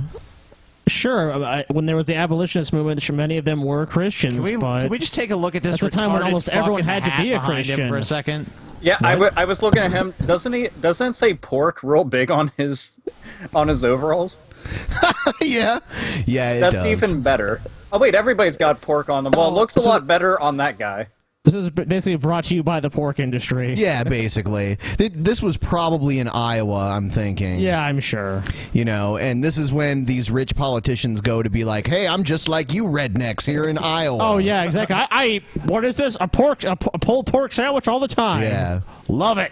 just, you know, I think religious freedom is so important. It's so crucial for all religions. LGBT people are worried that they will directly be discriminated against because of the bill. And But we don't have a right to force anyone to abandon their faith. Tonight at the rally, we're going to have people from all over the country who have lived according to their faith and have been persecuted. So what if your faith includes like crazy shit like you know, sacrificing goats or something? Is that going to be you know, upheld as well? TJ, they have freedom of speech and religious liberty for their deeply held and sincere religious beliefs. And they sincerely have to discriminate against homosexuals. They just look. The Bible says it's an abomination. TJ, what do you want a good Christian to do? I don't know. Come on, TJ. You know you're wrong. Ted Cruz is schooling her. What about eating pork? I demand freedom to sacrifice. It's not fair. What does it say in the Bible about eating pork? You shouldn't eat it. Not to. Right, and so he's wearing a fucking apron that says pork on it with a pulled pork sandwich in his fucking hand. Well, that part of the Bible they got that part wrong. Oh, yeah. They got that part wrong, Ben. That was mostly for the Jews, you know. Yeah. So was the Ten Commandments, and they're always talking about that all the time. You know, can't get so technical here, Ben. Oh, okay. You got to remember, it's like the Bible is like a beautiful field of cherries. Yeah, you get to pick some and leave some. Pick which ones you want. The sour leave ones the stay on the plant. You know? That's how the Bible And sometimes works. you get to pick which versions of it. Like, I like that one. It was written better. Yeah, let's pick that. There are no contradictions. There's no contradictions. Yeah, none at all. And it is one of the foundational commitments of who we are as Americans to respect diversity, to respect the right of every American to live according to his or her conscience, his or her faith. Unless they're faggots. LGBT people can be fired for just being gay or for just being trans. That's totally legal. I mean, how do you feel about that? people That need just doesn't religious sound very liberty. American to me. It is American, though. That's what most Americans like. Well, you know, TJ, I see the disconnect here. Someone who is not born in this country just can't possibly understand. Neither one of them have been born in this country. But Ted Cruz really adopted America because he realized, you know, like, look, I've got to be American, and this is someone who's just a foreigner who doesn't understand. Ted Cruz is pretty much an honorary American. He renounced Canada. He did renounce it. Has she renounced Canada? I think not. Yeah, but, well, you know, if she wants to be taken seriously, she better renounce her disgusting Canadian blood. If she does that, then maybe I'll take her a little bit more seriously. But until that point, she's just a demagogue. And between you guys and me, I think, you know, old Ellen Page here might be bleeding. Well, you know, I don't. Only a deviant would think of that. I don't want to finish that sentence, but, you know, it's man. Out of the ears and nose, because that's a common term, you know. Yeah, everyone's always saying that. Bleeding out the nose, she's so angry. All those kids say that nowadays. Degenerates. You know, at the end of the day... Usually when people start a sentence with the term at the end of the day, what they're about to say is total bullshit. It's some stupid platitude or something. Yeah, okay, let's hear it. You know, at the end of the day, we just got to kill all the black people. That's all I'm saying. It's always something. We should not be doing is persecuting people who follow their faith. Like, I'll give an example. One of the couples that's going to be featured tonight. I know, but what about the question about LGBT people getting fired for just strictly being gay or trans? Well, that's what they're. But what you don't understand, that's part of their faith. They got to fire those people. Look, it's part of their faith. They have to fire them, and they have to discriminate against them. It's a religious reason. Look, religion is something more. Ellen Page just doesn't get how religion functions. Look, there's a book, and it says some stuff, and they have to follow that book. Otherwise, they'll burn hell for all time. Except for the stuff they don't like. Yeah, if they don't like it, they don't have to follow. Yeah. But they like that part, so they're following it. You guys must be confused. They follow every part of the Bible. Come on. No. Saying right now is actually, we're saying... Only the vigilant Christian. He's like, how can I word Bible-believing this? Christians being persecuted. So, for example, one of the couples... discriminating against LGBT. No, for living according to their faith. So, for example... all right, I'm not discriminating. I'm happy to answer your question, but not to have a back-and-forth debate. I actually don't want to debate any issues. One of the couples tonight who's going to be featured is Dick and Betty Oatgard. They're from Grimes, Iowa. They're a wonderful couple. Dick. They own an historic Lutheran church. For many years, they hosted weddings in their church until a couple of years ago, two men came and wanted to have a same-sex wedding ceremony in their church. Now the Oatgards are devout Mennonites, and so they respectfully explained that it would be contrary to their faith for them to celebrate in their church. Why would gay people want to get married at some weird Lutheran Mennonite church? That's weird because Lutherans and Mennonites are not the same thing, so I don't know what the fuck he's talking about. I'm assuming that they probably just liked the way the church looked. Yeah, I mean, like the Amish, like and the Mennonites, that's their own religious thing. But I guess he said it's a Lutheran church. Maybe it was a Lutheran church and they turned it into a Mennonite church. I don't know. Okay, that makes sense. Maybe. But at any rate, you know, why would gay people want to get married there? Yeah, it doesn't make any sense. A wedding that was contrary to their religious beliefs and teaching. The Oatgards were promptly sued. They were dragged into protracted litigation. They ended up spending $5,000 to settle the case. And they made a promise never again to host another wedding in their church. They were driven out of business. This month, they laid off their employees. That is fundamentally wrong. It's inconsistent with who we are. And let me point out on the flip side, let's take the other side. No one has a right to force someone else to abandon their faith or their conscience. Imagine, hypothetically, you had a gay florist. And imagine that two evangelical Christians wanted to get married, and the gay florist decided, you know what, I disagree with your faith. I don't want to provide flowers. I would say they should provide the flowers. Just like that. Yeah, I would say if you're a florist, it's your job to provide people with flowers and not judge their ideology. No, you need to make a moral judgment on that person, TJ, based upon one factor, one variable. You know, like I sell books and T-shirts on the internet. I don't fucking, if it's like, you know, we want to buy your T-shirt so we can fucking wear it to a Klan rally or some shit. Or if they want to buy your book so they could burn it or something. Yeah, I mean, you know, it's like even if I don't approve of what you're doing with it, I'm offering a product or service. You're not making a moral judgment or an ideological judgment. It's not my place as a fucking person who is in a commerce type situation to be, you know, morally presiding over who I fucking sell to. Unless I'm an make any arms sense. dealer or something, then maybe. Dude, if you open a business and you're telling people, yeah, I can't sell to you because I don't believe in A, B, and C, then you're done fucked up already. You're supposed to believe in the mighty dollar. No, I mean, I could kind of see maybe the argument about the church, like compelling a church to do a ceremony that's against their beliefs. I mean, maybe that's a church, so that's totally different. Yeah, that's not a business. That's where people congregate because they specifically Unfortunately, hold a certain a lot of people ideology. do treat them like businesses, though. I was going to say, I actually disagree. I think that most churches are businesses. Yeah. I mean, True enough. They they've really sold are. a lot of shit, and they've had a lot of people buy a lot of bullshit, so that's a business to me. If only I had a $65 million private jet, I'd be closer to God.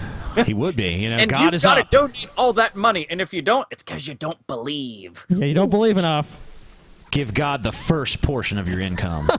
Gay people should be able to get married in the church they I want. disagree with your faith and don't want to participate. And you know what? There are lots of other people you can buy flowers from. Just like we don't have a right to force a Jewish rabbi to conduct a Christian wedding ceremony. We don't have a right to force a Muslim imam to conduct a Jewish wedding ceremony. We are a country that respects pluralism and diversity, and there is this isolating all groups that says that anyone that dares follow a biblical teaching of marriage, that is the union of one man and one woman, must be persecuted, must be fined, and must be driven out of business. More tolerance for LGBT people who have constantly been persecuted in this country.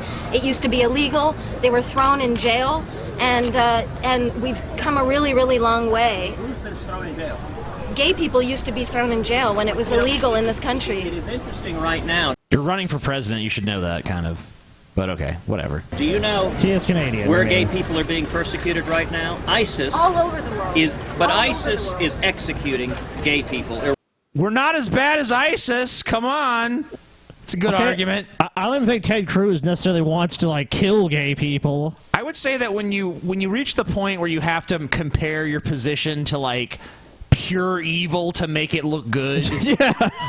I just think Jews are gritty and dirty. I didn't want to kill them like Nazis or anything. Come on. Not You know, just I that, might but you refuse to serve a Jew, but I'd never round them up and burn them in a fucking gas chamber or anything. I think it's depressing that the You little don't get fucking burned in a gas chamber. the pork pals over there keep on bringing up shit about what's going on in the world. And it's like, but we're talking about the United States and the history of the United States, which apparently he's completely unfamiliar with. But it's like, just focus on what the fuck you're running for and the entire point to it, rather than, you know, those guys over there that aren't us and have nothing to do with us, they're pretty bad. Will you look at them now and quit asking me all this shit? This is tough. Yeah, look at them. ISIS sure is evil. Let's up they're military pretty funding. fucking bad. A lot worse than. Can I finish the sandwich while you bitch about them? Because I'm uncomfortable. I need food. Yeah, I'm surprised that Ted Cruz hasn't eaten that sandwich. Because I'll be honest with you, I've been sitting here this whole time Eating that fucking sandwich, probably. Give me that fucking sandwich, man. She's watching this video like, damn, wish I had a fucking sandwich right now. Fuck. Ah, sandwich. Iran is executing homosexuals. And on the left, you hear complete silence about Iran hanging homosexuals, and yet No, you don't. the Obama administration is sending over $100 billion to a regime that murders homosexuals. Obama made a deal so that they would not proliferate nuclear weapons. It's not like, hey, we approve of, you know, the way you guys run things here in Iran, so have some money. Bomb, bomb, bomb, bomb, bomb, Iran. That's the solution to all of the U.S.'s problems, TJ. War. It always has turned out well. You got to keep on doing it. And if you can't, then you pork it. If it ain't broke, don't fix it. That is fundamentally Christians in Uganda, Christians in Jamaica, all persecuting the gays to a really, really violent extent. And But does that trouble you at all that you draw a moral equivalence between Christians in Jamaica and radical Islamic terrorists in ISIS? Well, when it comes to killing gay people, they both do it, so... Yeah. Really Religious fundamentalists do crazy shit. We've seen it time and time again. It's fact. There's roaming gangs of people who murder homosexuals in Russia. Yeah. Yeah, so I mean, like, and they're Christian gangs. Yep. Oh, yeah, of course. So, I mean, in terms of how they perceive gay people, yeah, they are pretty much the same. They have the same. They want the same penalties. So, yeah, I would say there's moral equivalency, at least on that issue. They're both immoral as fuck. Beheading children. They're not. Ma'am, but they're not morally equivalent. Murder is murder, and it is wrong. Yeah, they are morally equivalent because their gays are getting murdered in those countries, you stupid fucking dense piece of shit. So then if you say murder is wrong, then what they're doing is wrong. And even he has to admit with his position. But then again, the Bible says, you know, if man lie with man, stone that fuck. Well, I mean, if he was being honest, he would have to say that. He'd say, and it's well, wrong across the board. Slow now, be honest. But calm down. He's got a sandwich to finish. That's true. Sorry. Also, he's a politician, so... yeah, honesty is low on his list of priorities. That's like, honesty to him is like salt to a slug. Dude, honesty is like when they get caught and they have to tell the truth. Like, oh shit, I've been caught in a lie. I guess I have to be honest on this one particular thing, one time. No, you're forgetting Donald Trump, man. Well, Donald Trump is actually not a politician yet. He's trying to become a politician. He's definitely a politician if he's the front runner running for... but he's never had political office. This guy is a senator, so he is a politician. That's what I mean. There is a difference. Murder is murder. Between a community like Jamaica that may have different standards, may not be celebrating a gay pride parade, but they're not murdering people. And if they were... Yeah, they are. You're dumb. You're so dumb. Why are you so dumb, Ted Cruz? They're not celebrating it. Murdering people, it would be wrong. But in Iran and ISIS... it is the governmental body that is executing them for being homosexual. And why does the Obama administration not stand against it? I would love to talk to Obama about it. That'd be great. Well, good. Then we're agreed on that. No, well, we're not. Don't do that. Oh, God. She's like, no, please, no. I don't agree with you on anything. We're agreed on it. Ma'am, we've had a long discussion. Yeah, I appreciate it. Yeah. That sounded very sincere. Yeah, I appreciate it. Yeah, thank you for shoveling that bullshit my way. That was real nice of you. I'm gonna go now. Bye. I mean, she should have just said, you know what's really awesome is the fact that you dodged all the goddamn questions and tried to go and bring up some other shit just to go and coax all those fucking crazy war-ridden voters into going and buying into your bullshit. Thanks for that. That's super. And then trying to compare me to you. Also super. Thumbs up everywhere. Hey, I ain't ISIS. Well, these guys all have narratives. Then and they're always just going to get back to their narrative. They're not going to let someone come in there and just ask them a question, except in very rare circumstances. Will you actually catch one of these guys off guard? Because they get this shit all the time, and they get practice. Because there's always going to be people that are going to try to challenge them at these things, so they have to be ready. And they're always just going to turn it back to, well, this is about religious liberty, and they're just going to go back to their message because that's what they want their base to hear. All right, so the next one we have here is the one TJ mentioned earlier. It's Donald Trump versus Univision's Jorge Ramos. This is fucking hilarious. Trump throws down the gauntlet. I want you guys to just pay attention during this to how incredibly vague Donald Trump's answers are. Even for a politician, they're incredibly vague. I'm enjoying the 70s porn music. Yeah, bang that bitch! Who's next? Yeah, please. Excuse me, sit down. You weren't called. Sit down. Sit down. Sit down. Sit down. No, you don't. You haven't been called. You haven't been called. Go back to Univision. Go ahead. You cannot deport 11 million. Go ahead. You cannot deport 11 million people. You cannot deny Go ahead. The Trump hit squad. You cannot deny citizenship to children in this Sit country. down, please. With those ideas, You weren't called. I'm a reporter and don't touch me, sir. Don't touch me, sir. You cannot touch me. I have the right to ask a question. They do let him back in. They don't just start taking over.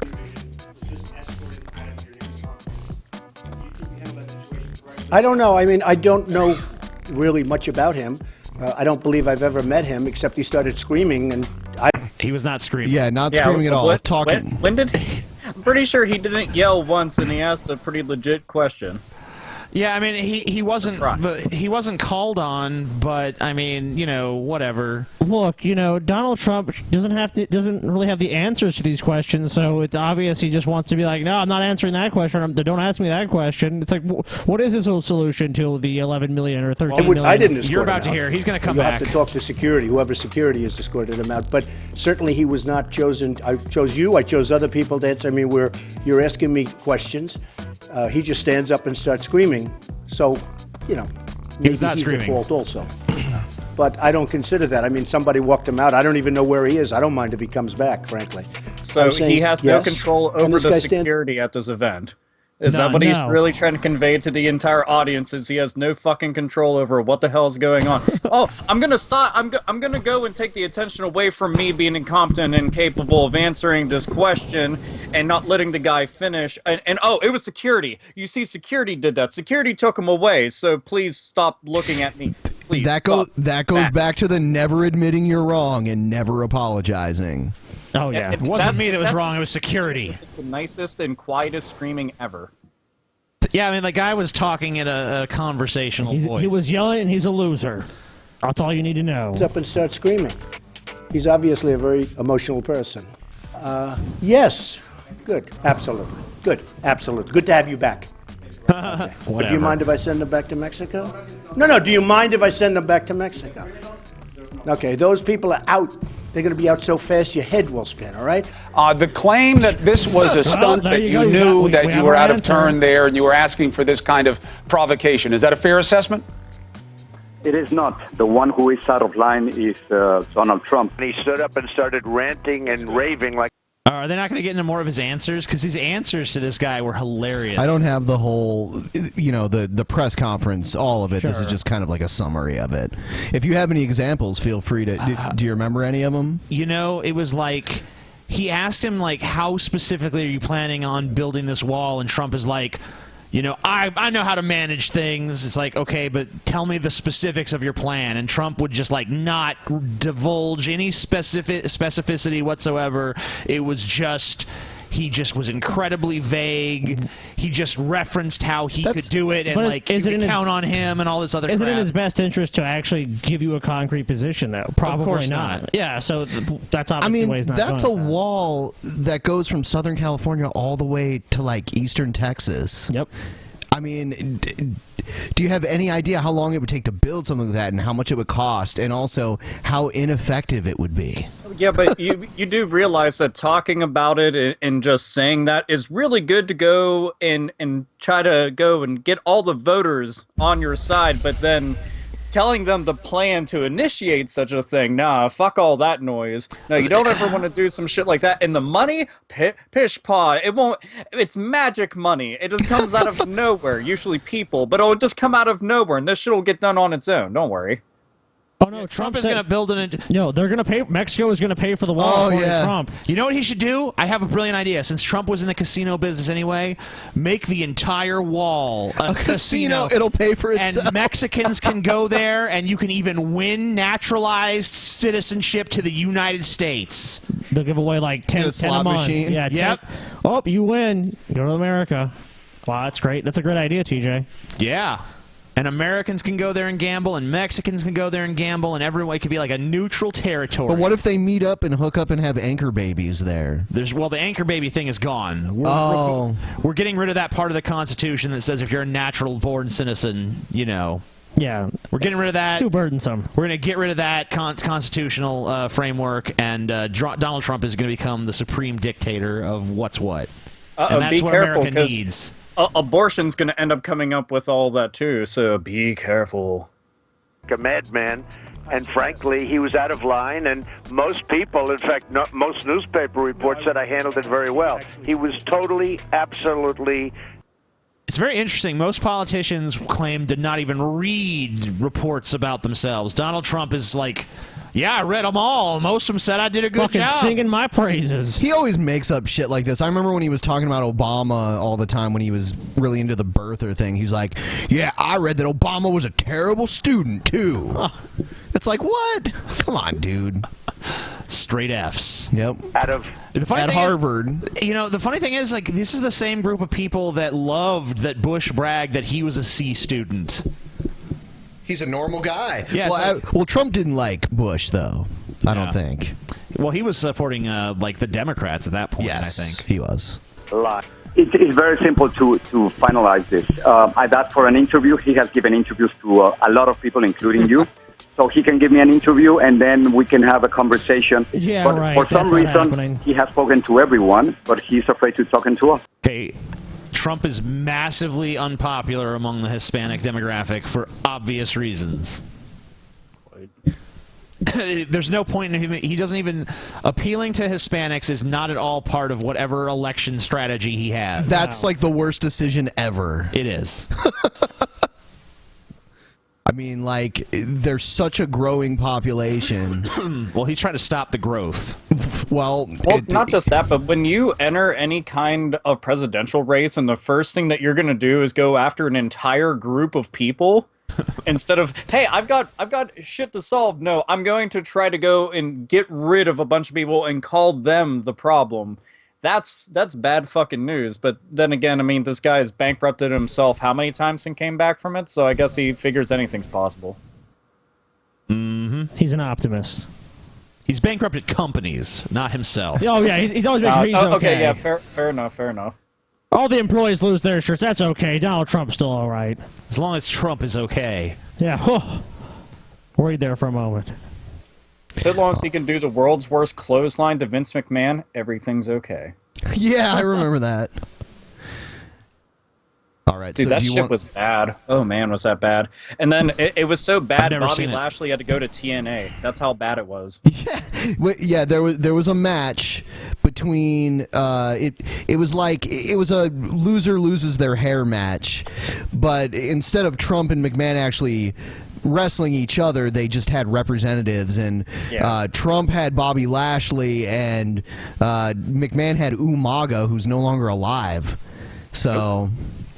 Yeah, and Umaga lost, and then McMahon got his head shaved in the middle of the ring, and it was pretty funny. But obviously... I'm just still stupefied anybody's willing to vote for Trump. This dude's such a fucking joke. I mean, like... But, you know, at least if he actually did become president, I don't think he will, but if he did, it would be such a tremendous blessing to this show in terms of... content? Just, yeah. I mean, like, it's like... Yes. It'd almost be like doing the Drunken Peasants on autopilot. Welcome to the Trump Sucks show. Right. Yeah, you could actually... You could just rename the show to focus on him in the everyday shenanigans that he's engaged in all the time. Another setback to Donald Trump's hugely expensive wall project. Yeah, dude, well, no, it's not the huge wall. We've already established it's one big casino, and it makes sense. I'm all for the idea of a casino because it's more realistic than him building a fucking wall. Yeah, he has built plenty of casinos, so... Yeah? All he has to do is build a really long one. Yeah, it's a big casino, and then a big-ass hotel. Then another casino, because fuck it. Then another hotel, because fuck it. Next, we need one to keep the Canadians out, so we'll build a wall from Washington State all the way to New England. No, we should just annex Canada. We could build a wall that long, right? I think we need a wall to protect us from the Canadians. I say take over Canada. You know, I'm torn on this issue. I might have to hear. We'll have to ask Trump what he thinks about it. Okay. Yeah. All right. So, do you want to wrap it up, or?